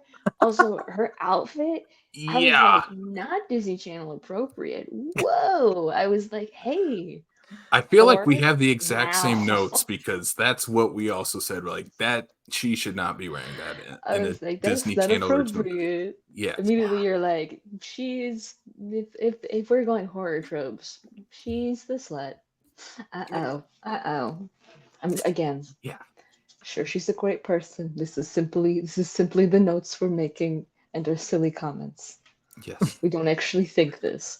Well, no. I do. It's okay. You can come at me. You can fight me about it. I don't care. You can fight me about it. We have plenty of fightable opinions that we've spoken on this show, so it's okay. So, all the high school DJs already hate us. So yeah. It's okay. Exactly. They're done. They're done. Yeah. The ending of this movie feels very Halloween Town 2 to me. Like it feels like we took the ending of Halloween Town 2 of like, even though that one's at like a Halloween party, this one's at a terrible magic show. It still has similar vibes of like monsters and ghosts everywhere. From the light of earth, the dark descends. Should they return? That all depends.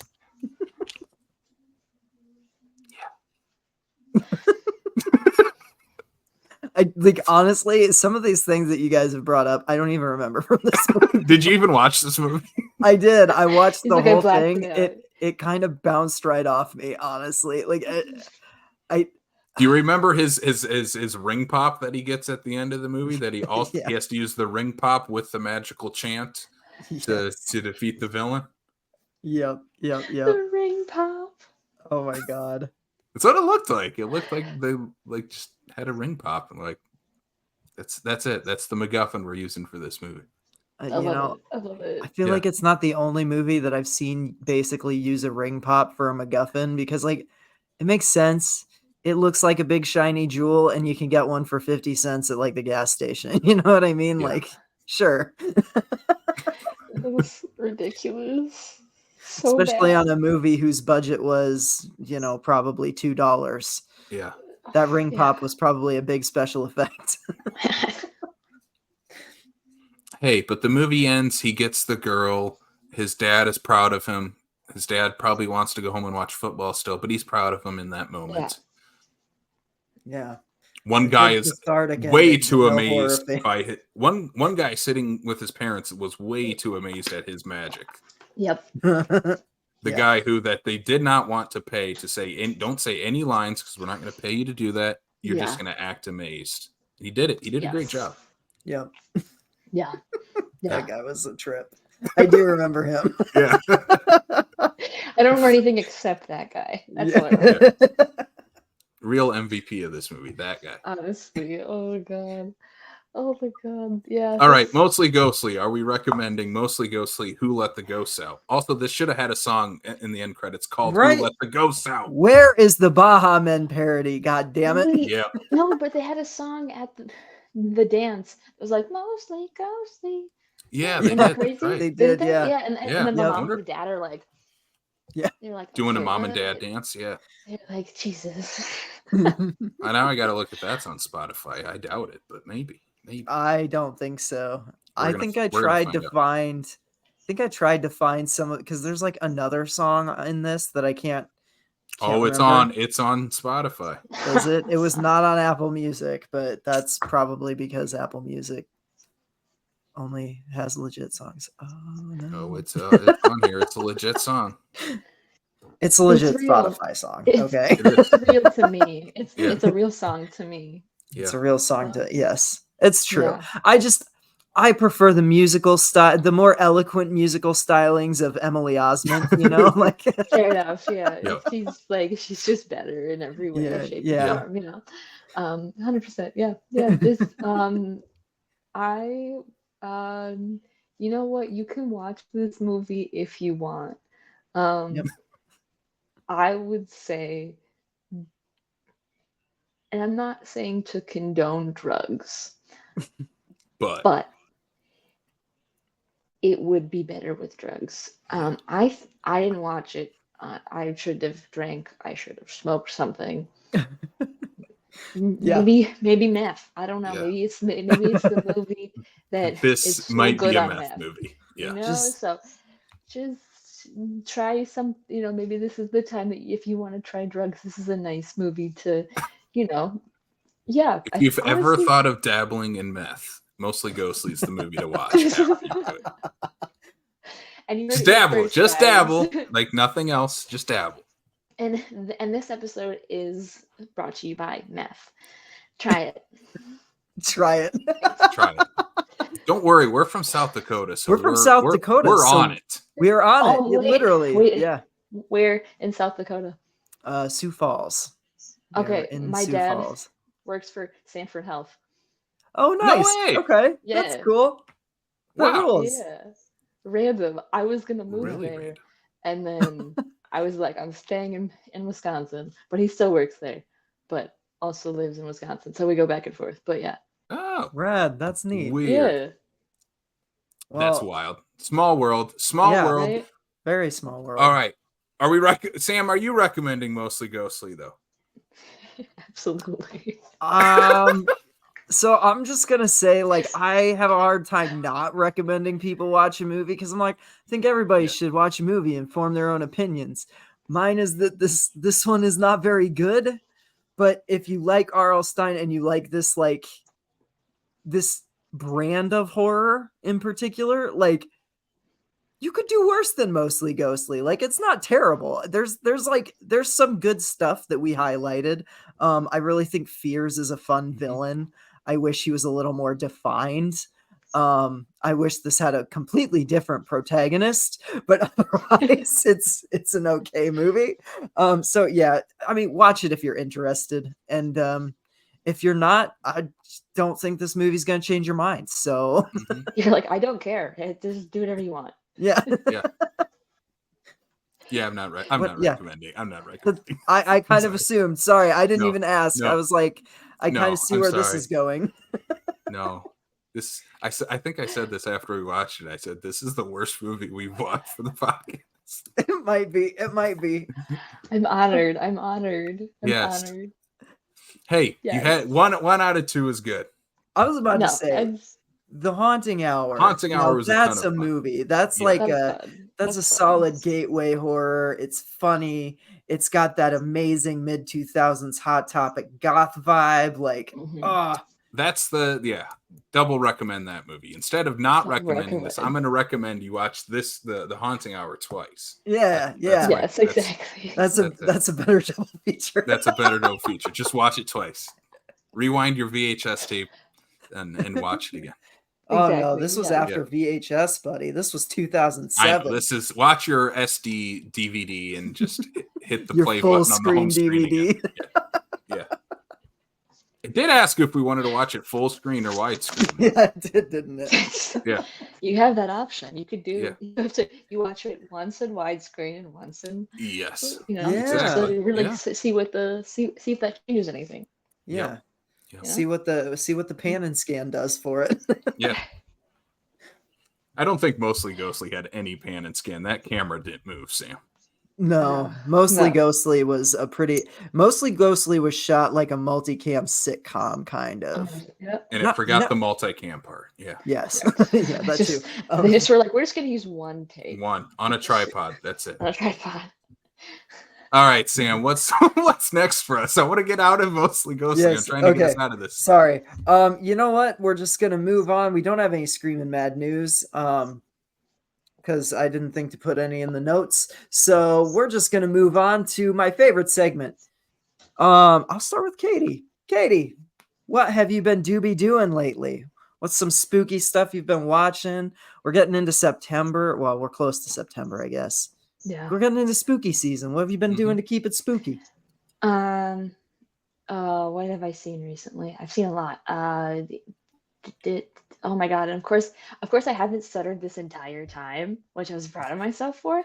And now, the one movie I'm gonna stutter. It's great. It's disturbing. No, Strange Darling. What the fuck am I doing? Oh, you've seen it? Yeah. Yes. I don't know what movie I was saying. I was like, why am I saying this movie? No, The Strange Strangers Darling. Yeah, Chapter 1. yeah, Strange, Oh, brilliant. Ooh. No, but Strange Darling, so yeah. good, so good, so good. I saw it at Quentin Tarantino's theater, and it had like in Nice. 35 millimeter. Go see it. Go see it. Jealous. I'm not gonna say anything about it. Although I do love Kyle Gallner. Yes. He's our scream Amazing. queen. He's He's the our scream best. queen. Love him. Yep. And then the main actress is the girl from the Scream MTV series. Oh yeah, So- Willa Fitzgerald. Yeah. Which She's so good. I love it. I love that series so much. Yeah. And I love the first 2 seasons. I think the yeah, third. we don't talk about the third. We don't Yeah, talk the about the third's third. so The bad. The third's, it's not even that it's bad, it's just that they were like, let's drop the entire cast for no Yeah. reason. If they're gonna do that, then the second season also should have done that. You know? Yeah, exactly. So And they it shouldn't have just ended season 2 on a cliffhanger because correct. I'll be frank, I wanted a lot more from that storyline where they left it.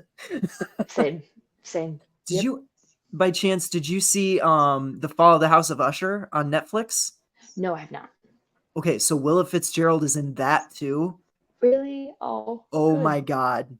Good. Like I was like, "Oh, wow, the girl from Scream is doing Flanagan." She nails Flanagan's work. fuck Like it's yeah. incredible. Like she's she's like one of the MVPs of that show. Just amazing. So, She's insane in this movie. okay. And yeah, Straight Charlie, amazing.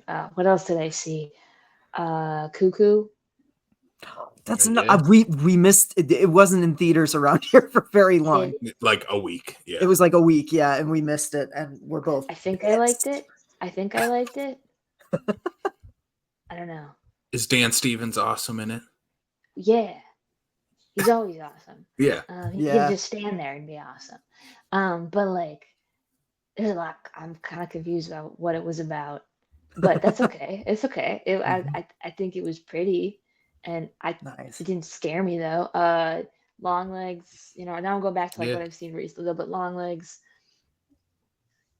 it had moments. Yeah. And then it just dropped the ball. You know, did you guys see Long Legs? I saw Long Legs. We have different opinions on it. Yeah. Yeah, we're a split podcast. I am on your side there. I think the third act just derails entirely. Yeah, and I just didn't care for it. I think they just needed to pick one. I think there was too much going on. Yeah. And like I thought the scariest moments in the film were when her partner gets shot. Yeah, and she's that going to the opening is house. incredible. Yeah, And yeah. I was like, oh, we're in it now. I was like, oh, is this going to be this the whole movie? I was like, oh, this is going to be terrifying. This is great. I'm so excited. And then same with the when she's in her cabin. Yeah, that sequence is and terrifying. That was scary. Everything else, I was like, I called everything. I was like, whatever, you know. Mm-hmm. But another one that I recently saw that's I think no longer in theaters, and if you can, like, I think it's on streaming. If not legally stream it, I would. Oddity. Oh, Yeah, God, I think want that to hit see Shudder in September. Yeah. I've heard that one's like legit scary as shit. Yeah. Like, not for you? Oh my God. You get scared at weird things, man. I love it.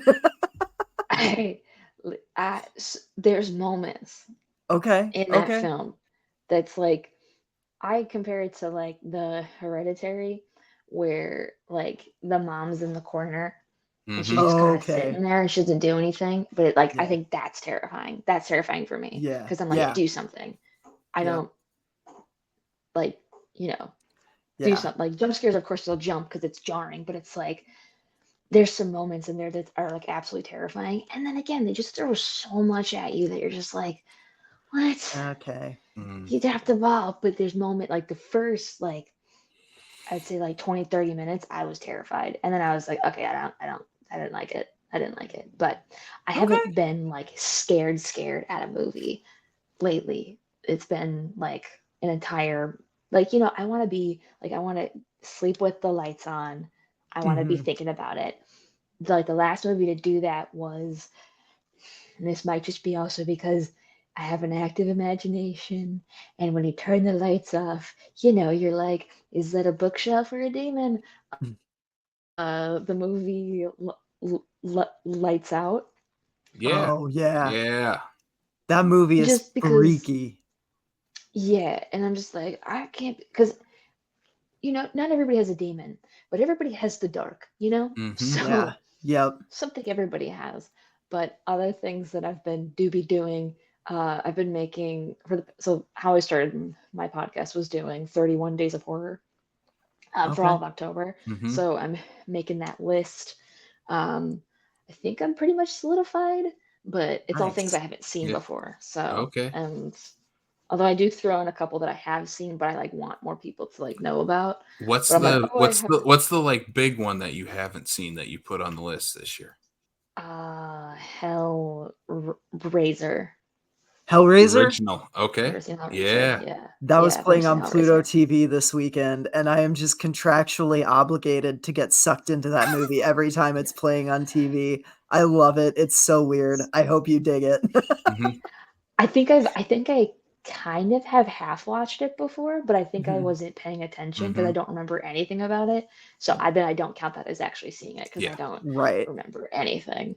Um, so I'm like, let's It's a get into it. strange movie. Mm-hmm. Yeah, Yeah. yeah. Yeah. Yeah. That's what I've heard. They're like, it's pretty brutal. And I'm like, I don't. I've watched Martyrs and I laughed.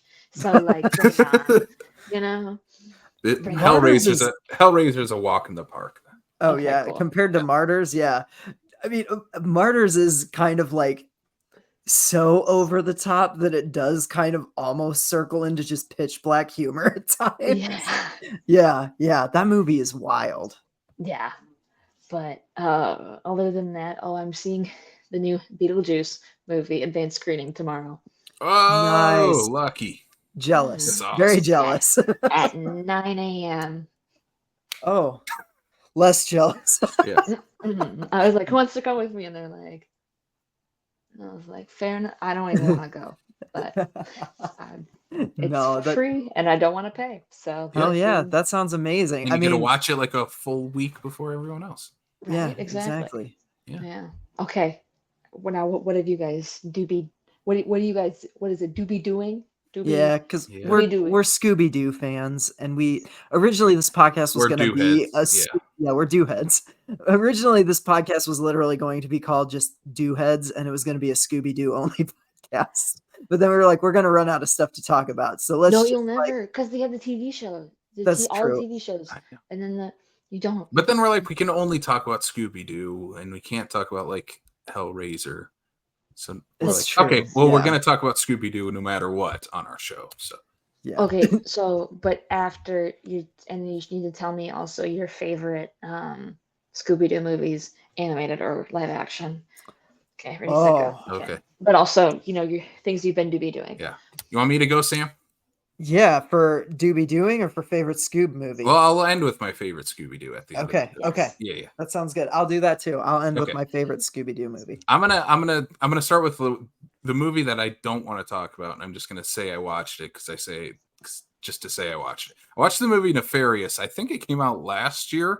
It was like the Christian horror movie from the people who made God's Not Dead and like those kind of Why would movies. you do this to yourself? Honestly, I mean, I forgot this was that movie. Like you forgot? Yeah, we were looking for something to watch. Kayla, when I saw you log this on Letterboxd, I thought you were nuts. 20 minutes into the movie, so like the whole movie is like this guy who basically has to determine if this inmate is actually sane or insane before he gets killed.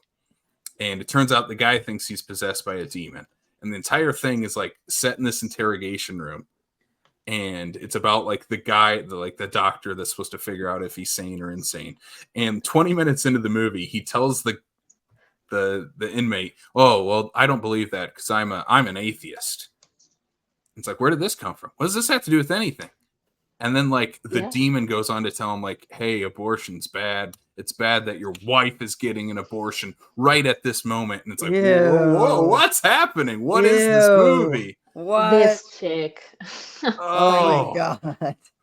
It was so awful. It is one of the worst movies I've ever seen. I literally logged it on Letterboxd and said, please stop making movies. It's so bad. Don't recommend Nefarious. See, these are the types of movies that like my niceness goes out the window. Like I don't care. 100% stuff like this. Like rip it a new one. Yeah, I had fun ripping mostly Ghostly. I wouldn't have fun ripping Nefarious because that movie's just the worst.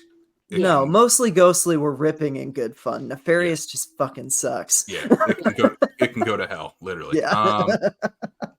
I watched the movie from 1984 called Soul Survivor, which is like almost like the template for Final Destination. It's like Final Destination meets It Follows, but set in the 80s. Like it's like way ahead of its time. It's a little too slow, especially for like an 80s kind of sci-fi horror movie. But like there's not a whole lot of other 80s movies like that where it's like taking its time and doing like a meticulous pacing of like someone who knows when people are going to die and like knows death is coming for them. Kind of like It Follows. Yeah, Soul Survivor. I would recommend the movie. The characters are not anything. They're kind of forgettable. The movie's a little bit forgettable too, but like, I mean, you've seen a Final Destination movie though, right? Like I love that series, but characters and plot, not what I remember from. No, but this one's not like go like a Final Destination movie. It's like an A24 movie of like we're just gonna slow down, and sit with these people. It's like, let's just start killing people off. Yeah, Final Destination did it better. Yeah. And then the other ones I have, I know you watched as well, Sam. We both rewatched 2 movies from Full Moon called Ouija's Halloween Night and The Gingerweed Man. Yeah, we did. For an appearance on the Puppet Masters and Castle Freaks podcast that's going to come out in October. Yeah, these movies rule. Like if you love weed based humor movies, like these are 100% those kind of movies. I mean, they're the perfect movies to put on at like, after midnight when you've indulged a little. Yeah, or a lot. Probably a lot. Probably a lot. More like a lot. Yeah. Good. Yeah, highly recommend Gingerweed Man and Ouija's. And then my last one is Sam. We hosted Bubba Hotep at the Sioux Falls State Theater. We dressed up as Elvis in a nursing home for this. This was a ton of fun. Yeah, that was a blast. We did a whole episode on it 2 weeks ago. Yeah, right? And Sundown, the Vampire in Retreat. Yeah, definitely Bubba Hotep. Highly recommend that movie. That movie rules. It was awesome to see it on the big screen.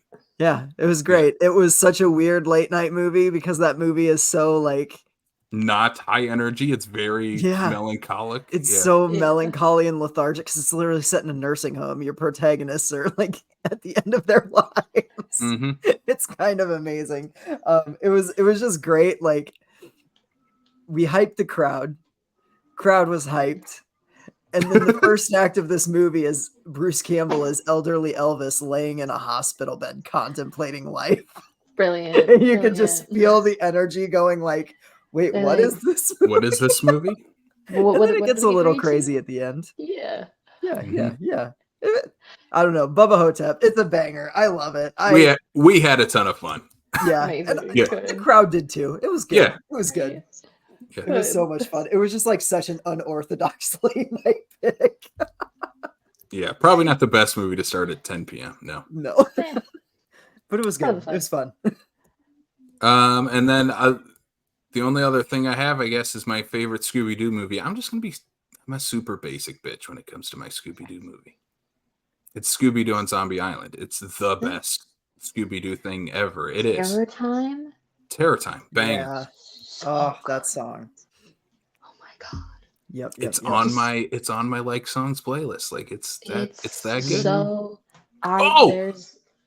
I have one more thing I can bring up. Yes, go. Because me and Sam went to a festival here in Sioux Falls, and we watched Simple Plan.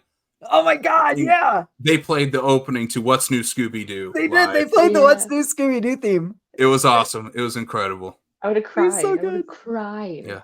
Oh, I was like, I was with this other, like, there was this other guy that was like, we had met up at the concert and we were talking, and the whole time, like, we were both like, oh, I hope they play Scooby-Doo. I hope they play Scooby-Doo. And like, oh, they're probably not going to do it though. And they like kicked into that opening riff and we both like freaked out. Like our drinks were flying in the air and we were just like, yeah. You're like, what's Scooby-Doo? Let's go. It was the hardest I think I've went at a concert in close to a decade. Oh yeah. So what I'm saying is someone needs to throw a Scooby-Doo only concert and all they do is play songs from Scooby-Doo. Yes. Oh my God, yeah. 100%. Like how cool would that be? That'd be amazing. God. That'd be amazing. Yeah. My friend is in a metal band and he's also a Scooby-Doo fan. Like they've made a parody that actually I think SNL ripped it off. Because it's pretty like the same SNL sketch that they did, like is literally something they made like 5 years ago. Oh my God! So I'm wondering if they like almost obviously done better, but they I was like, hey, have you heard Terror Time? Have you heard this version of Terror Time? You got moving, and then anytime he's on stage, he's like, you ready to rock? I'm like, play Terror Time, and then apparently. For Halloween, he's gonna play Terror Time at a concert, and I'm gonna come dressed up as Scooby-Doo, and everyone's gonna be in their like metal, like full goth, and I'm gonna be like, Scooby! That's amazing. Metalheads are gonna lose their mind at oh my God. It goes so hard. There's a version that has like this insane breakdown, and it's just like head banging. You're just like, let's go. Oh yeah. Man. Yeah. I'm like, this isn't a Scooby-Doo movie. But that version's not, but it should have been. That would have gone harder. But okay, Scooby-Doo Zombie Island, amazing. Yeah. Good. Sam, what about you? What have you been Dooby doing? So I mean, we've talked. Have we announced the Bad Signal on this show that we're doing maybe? Maybe I don't know. We're starting a new show because we're masochists and we're not busy enough. So we're doing a Bad Hand Books podcast. And we've been doing quite a bit of homework for that podcast. We're getting a lot of very cool authors on that from the world of Bad Hand Books. So I recently read Grim Death and Bill the Electrocuted Criminal by Tom Snigoski and Mike Mignola. And this book is like inspired by like 30s serial like shows and crime fighting type of like the crime serials that used to be very popular in the 30s. Doing a very poor job explaining this. Really good. I don't know. It's really fun. It reads like a mid 2000s horror action flick, like a Constantine or a Ghost Rider. A and Hellboy. Kind of, like a Hellboy. Exactly. It's amazing. It's so good. And yeah, I really enjoyed it. I also we got an early copy of Clay McLeod Chapman's new novella, Kill Your Darling, that is one of the most brutal and harrowing things I have ever read. I read it at like from 9 o'clock to like, I literally just sat down and read the whole thing from like 9 to 11 on Saturday morning, and it ruined my whole day in the best way possible. Like I just was like not the same after finishing it. I was like, this is so fucked. Like it's so good. It's just like this completely traumatizing novel about a father who lost his son in a horrific way like 40 years ago, and he has just not been able to move past it. And the whole thesis of the book is like, sometimes not knowing is better, because you just kind of go with this father on this journey to find out what really happened that night.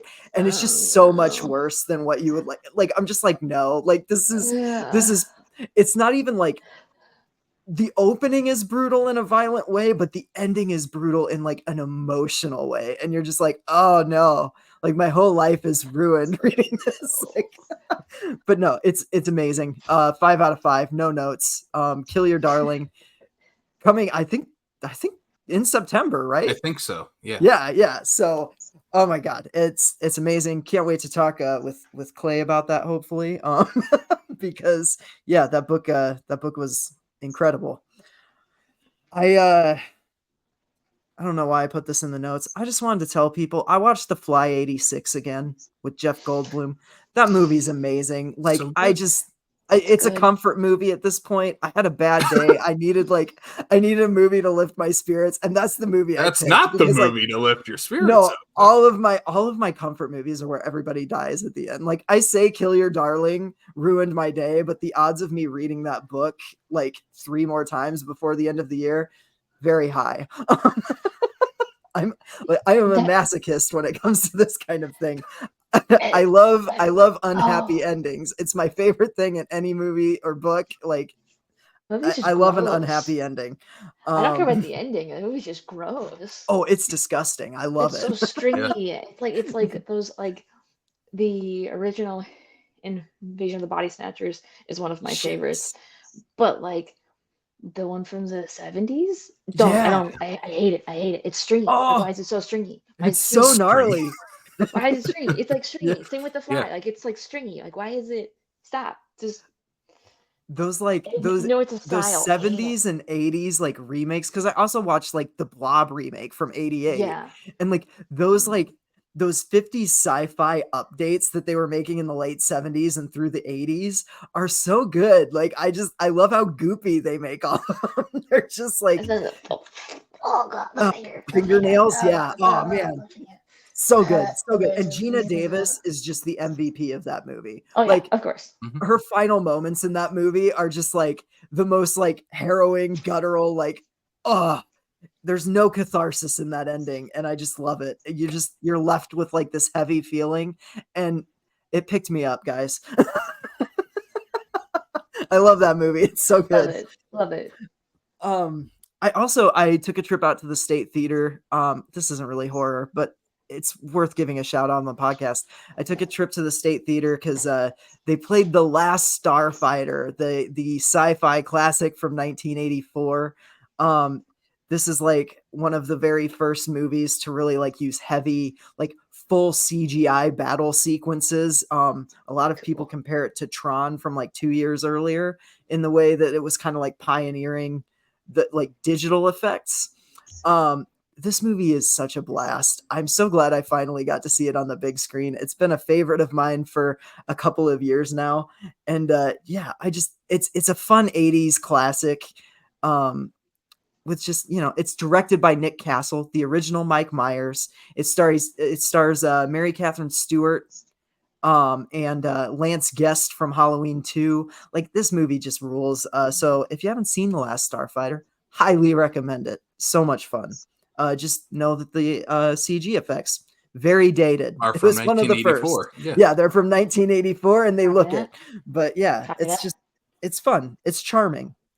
And then maybe the biggest surprise that I had, I watched the new Ghostbusters finally. I did not like Afterlife. I found that movie boring. I was like, why did Ghostbusters need a Force Awakens? This didn't need to happen. And so I did not go into Frozen Empire with very high hopes. And I actually kind of loved this movie. It did something different. It came up with a new villain, a new story. It kind of haphazardly just threw all the characters in New York. Like every character from Afterlife is back, but they're like in New York instead of wherever they were in the first movie, Ohio or something. So like, yeah, the way they bring all the characters together is kind of like ham-fisted and like, okay, that doesn't make sense, but whatever. And it kind of just doubles down on the charm of the first, like the charm that the characters had in the first one. The only thing that really kind of carried me through it, like those are kind of exemplified in this new one. It bites off a little bit more than it can chew narratively and doesn't all like completely come together. It's a little Spider-Man 3 where it's like there's all these different threads and it's like, okay, but it took some risks. It did something different. And honestly, and it had fun with it. It wasn't this overly reverent, like, oh, the Ghostbusters were these like epic crime fighters back in the day. Because that is not what that original movie is. I'm sorry. Like Afterlife just tonally was not right. And I was just happy that they got the tone right on this one. It was fun. It was heartfelt. I love McKenna Grace's Phoebe. I think she's just got some really neat stuff to do in this one. There's a whole like queer subplot with her that they will not just they won't come out and actually say like, oh, she's queer.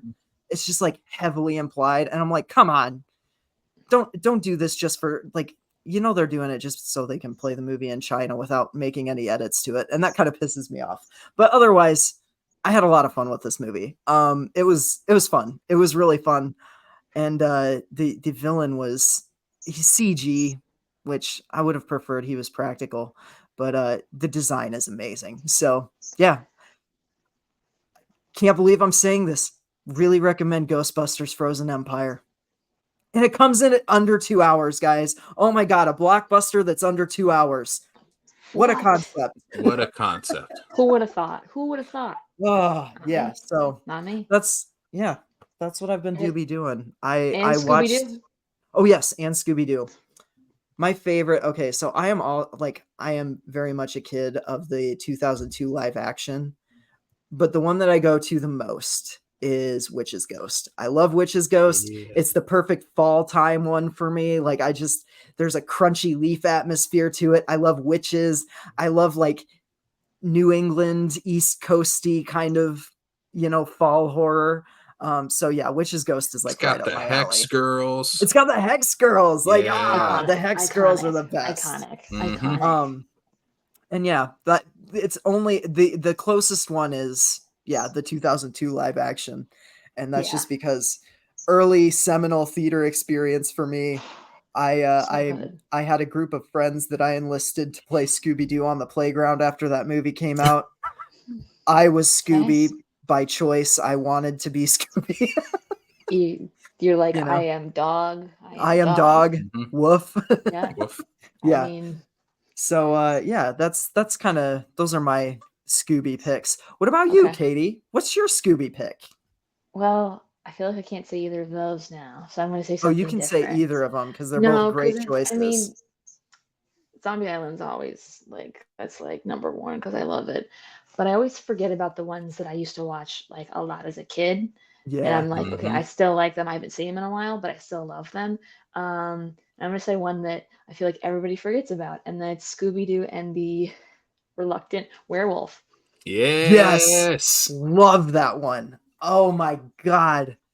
Yep. I watched that so much as a kid. That was like so good. That was a VHS that I wore out. It was that one, and then the Boo Brothers. My grandma had both of those, and I would go between those two movies. Yeah. So that whole trio, those two and Ghoul School are so underrated. So underrated. I love Ghoul School with all the like teen girl versions of the classic Universal monsters. Like it's amazing. Yeah. Yeah. It's so good. It's so good. Obviously, the live action movies. Mm-hmm. They're both good in their own way, Oh yeah. Have you watched Happy Halloween Scooby-Doo yet? Like just came out like a new one. Like wasn't it 3 years ago? You know what? I think I did because I think I bought a DVD of it and I was like, I don't know what this is. I think I watched it and I was like, what the fuck did I just watch? Is it the one with Elvira and Bill Nye in it? Yeah. Because so there's Happy Halloween Scooby-Doo. It's almost like a Mad Max. It's like Mad Max, but like Elvira and Bill Nye are in it, and the villain's Scarecrow from Batman. Like it's such a weird movie. It's so crazy. I was like, what are we doing here, guys? What are we doing here? I worked for Atlas Entertainment, which is Mosaic Media Group that made the live action Scooby-Doo movies. I was talking with and as soon as they're like, hey, you get to it's the little intern lunch, you get to talk with the producer, I forget what his name is, but he did like Scoob as well and what, but he I was like, okay, so like I have a pitch for another Scooby-Doo movie. I think the perfect movie to bring everybody back is Scooby-Doo on Zombie Island. Or if you wanted to do Scooby-Doo like Cyber Chase, you could do that, and then have like the OG cast, but then have like the new cast, but then bring back the OG cast to still, have. But I know Freddie Prinze won't touch it, which is fine. But you could still, that would be a way to get around it. And he's like, I love those ideas. However, will never happen because the person who owns like Hanna-Barbera right now, he's like so nostalgic for what Scooby-Doo was. He doesn't want to change anything. And I'm like, that's how you get the Bugs Bunny effect, and Scooby will die. So yeah, no kidding. Yeah. Also, like, if that's the case, what the hell was Scoob? Or Velma? Like, what are we doing? Oh my God, especially Velma. Like, come on. What are we doing? What are we doing? There's like a whole different topic about this, but it's like, it's also like, instead of like, these characters are white. Instead of just making, changing the race, why not bring characters in that are, the race that you're trying to, show more of, and like have more diversity in. That's where you put diversity. And it's like, you get mad, people get mad when you're like, oh, I changed. Well, it's like, it doesn't make it like, well, yeah. What was the straight to video one that just came out where Velma had a love interest, like a female? Trick or treat Scooby-Doo. Trick or treat Scooby-Doo. Yeah, she had a person of color female love interest, and it was amazing. It was amazing. It was incredible. Amazing. It was like, it was Coco Diablo. Yeah, was like the love, and she's such a great character. And I'm like, well, just keep putting Coco in things. Give us a live action Coco Diablo. Like 100%, we want this in Scooby-Doo. Like, I don't know. Literally. Yeah. Or I was like, I took a zombies and popular media class, LOL, at school, and they were like, I did like a live action Scooby-Doo zombie. I'm like, who I would cast, and I was like, well, where you pump, more diversity in is through like the Bo, the gardener, and Miss Lenoir and Lena. Like, that's where you pump like, those characters don't really those characters don't matter. They don't matter. You can do whatever the hell you want. It's like you can you can mold them, and also it actually would be more accurate to New Orleans, like New Orleans. And I'm like, but it's a whole thing. But it's a whole thing. Yeah. This sounds like we're gonna have to do a part 2 when we do 2 Scooby-Doo movies. 100%. That's what this sounds like. So down. Hell yeah. So down. Yeah. We could do a really good Scooby-Doo movie, and then the worst one we've ever seen. Monster of Mexico. That one's not that bad. Okay, no, that one's not too bad. I used to watch that one a lot as a kid. I feel like I watched it. I watched it as an adult, and I'm like, I don't know if this is as good as I remember it. I think I just like the way it made me feel about tacos, because like every time I watched that movie, I'd go like find like microwave burritos from our freezer, and I'd have some like, El Monterey while I was watching that movie. So I think I like the food more than the movie itself. Got it. That's not a great comparison when you're eating frozen burritos to compare, hey, the food was better than the movie. But anyway, we'll talk about it at some point. We'll do a Scooby-Doo double feature. Would be honored. Let's do it. Katie, thank you so much for joining us. This has been awesome. Thank you for bringing one of these. No, we brought both of these movies upon ourselves. You brought them. Thank you for picking She chose from our list. From our list. That is true. You did this to yourselves. We stabbed ourselves in the foot. At least one foot. But yes. Katie, where can people find Katie Afraidy and follow you online? Yeah, you can find Katie Afraidy on YouTube. Katie Afraidy. That's just my name, and then afraid, but add a Y. I realized I should have done IE because I'm an IE with my name, but all good. I like the Y look better. Anyways, that's me. But it's on all podcast platforms. We're on Instagram. Follow us or don't. That's okay. But it's a silly, goofy time, and we have fun. It's a fun podcast. I loved your top 5 that you just put out too. I feel like you and I have very similar tastes. Thank you. The Freaky love warmed my heart. I love Freaky so much. It's so bad, it's so good, Yeah, so bad, it's so good, and it's it's I've kind of realized through doing, and you guys probably have too, that every movie's good, every movie's bad. Yep. And it's, it's you can shit on the movie, but it's also fun to be like, hey, here's what's good about this bad movie and what they actually did well, so. And I think Freaky is one of those like perfect ones. I've always told people, I'm like, if you've ever watched like The Hot Chick and you thought this would be better if like Rob Schneider was murdering people, like this is the movie for you, And it's just like the car scene. Yeah, it's so good. Oh my God. It's so like, you're just like, oh my God. The whole time I'm like, how do they keep a straight face? Yeah, like you're like, they're not going to actually commit to this, right? Like, no, then they do, and it's so good. I loved it. I love it. I love it. It's so good. Amazing. Well, guys, thanks for having me on. Yes, absolutely. Sam, quickly, where can the people, they can find us all the same places that. Yeah, you can find us all the same places. You can find Katie Afraidy. We're on all the social medias. Just search Screams from the Basement. Do we need to do the whole spiel? We've booked over 2 hours. We've booked over 2 hours. The people know where to find us. We have a Fangoria affiliate link. You know where that is. It's in the show notes. We have a TeePublic store. That's probably in the show notes too. It's fine. They can find it. Sam, give us the sign off. Figure it out. They'll figure it out. They're smart people. All the DJs have left, so we got only smart people left. Right. Well, thank you, Katie, for being on. Check out the Katie Afraidy podcast, everybody. And thanks for tuning in. And sweet screams.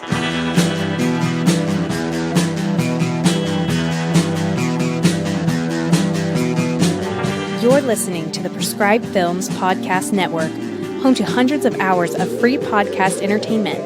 The shows on this network all have a common goal: providing you with the best discussions about movies and other forms of entertainment media. The PFPN hopes to fill your earholes with audio joy. Visit our website with links to all the other amazing shows at www.thepfpn.com. Thanks for listening.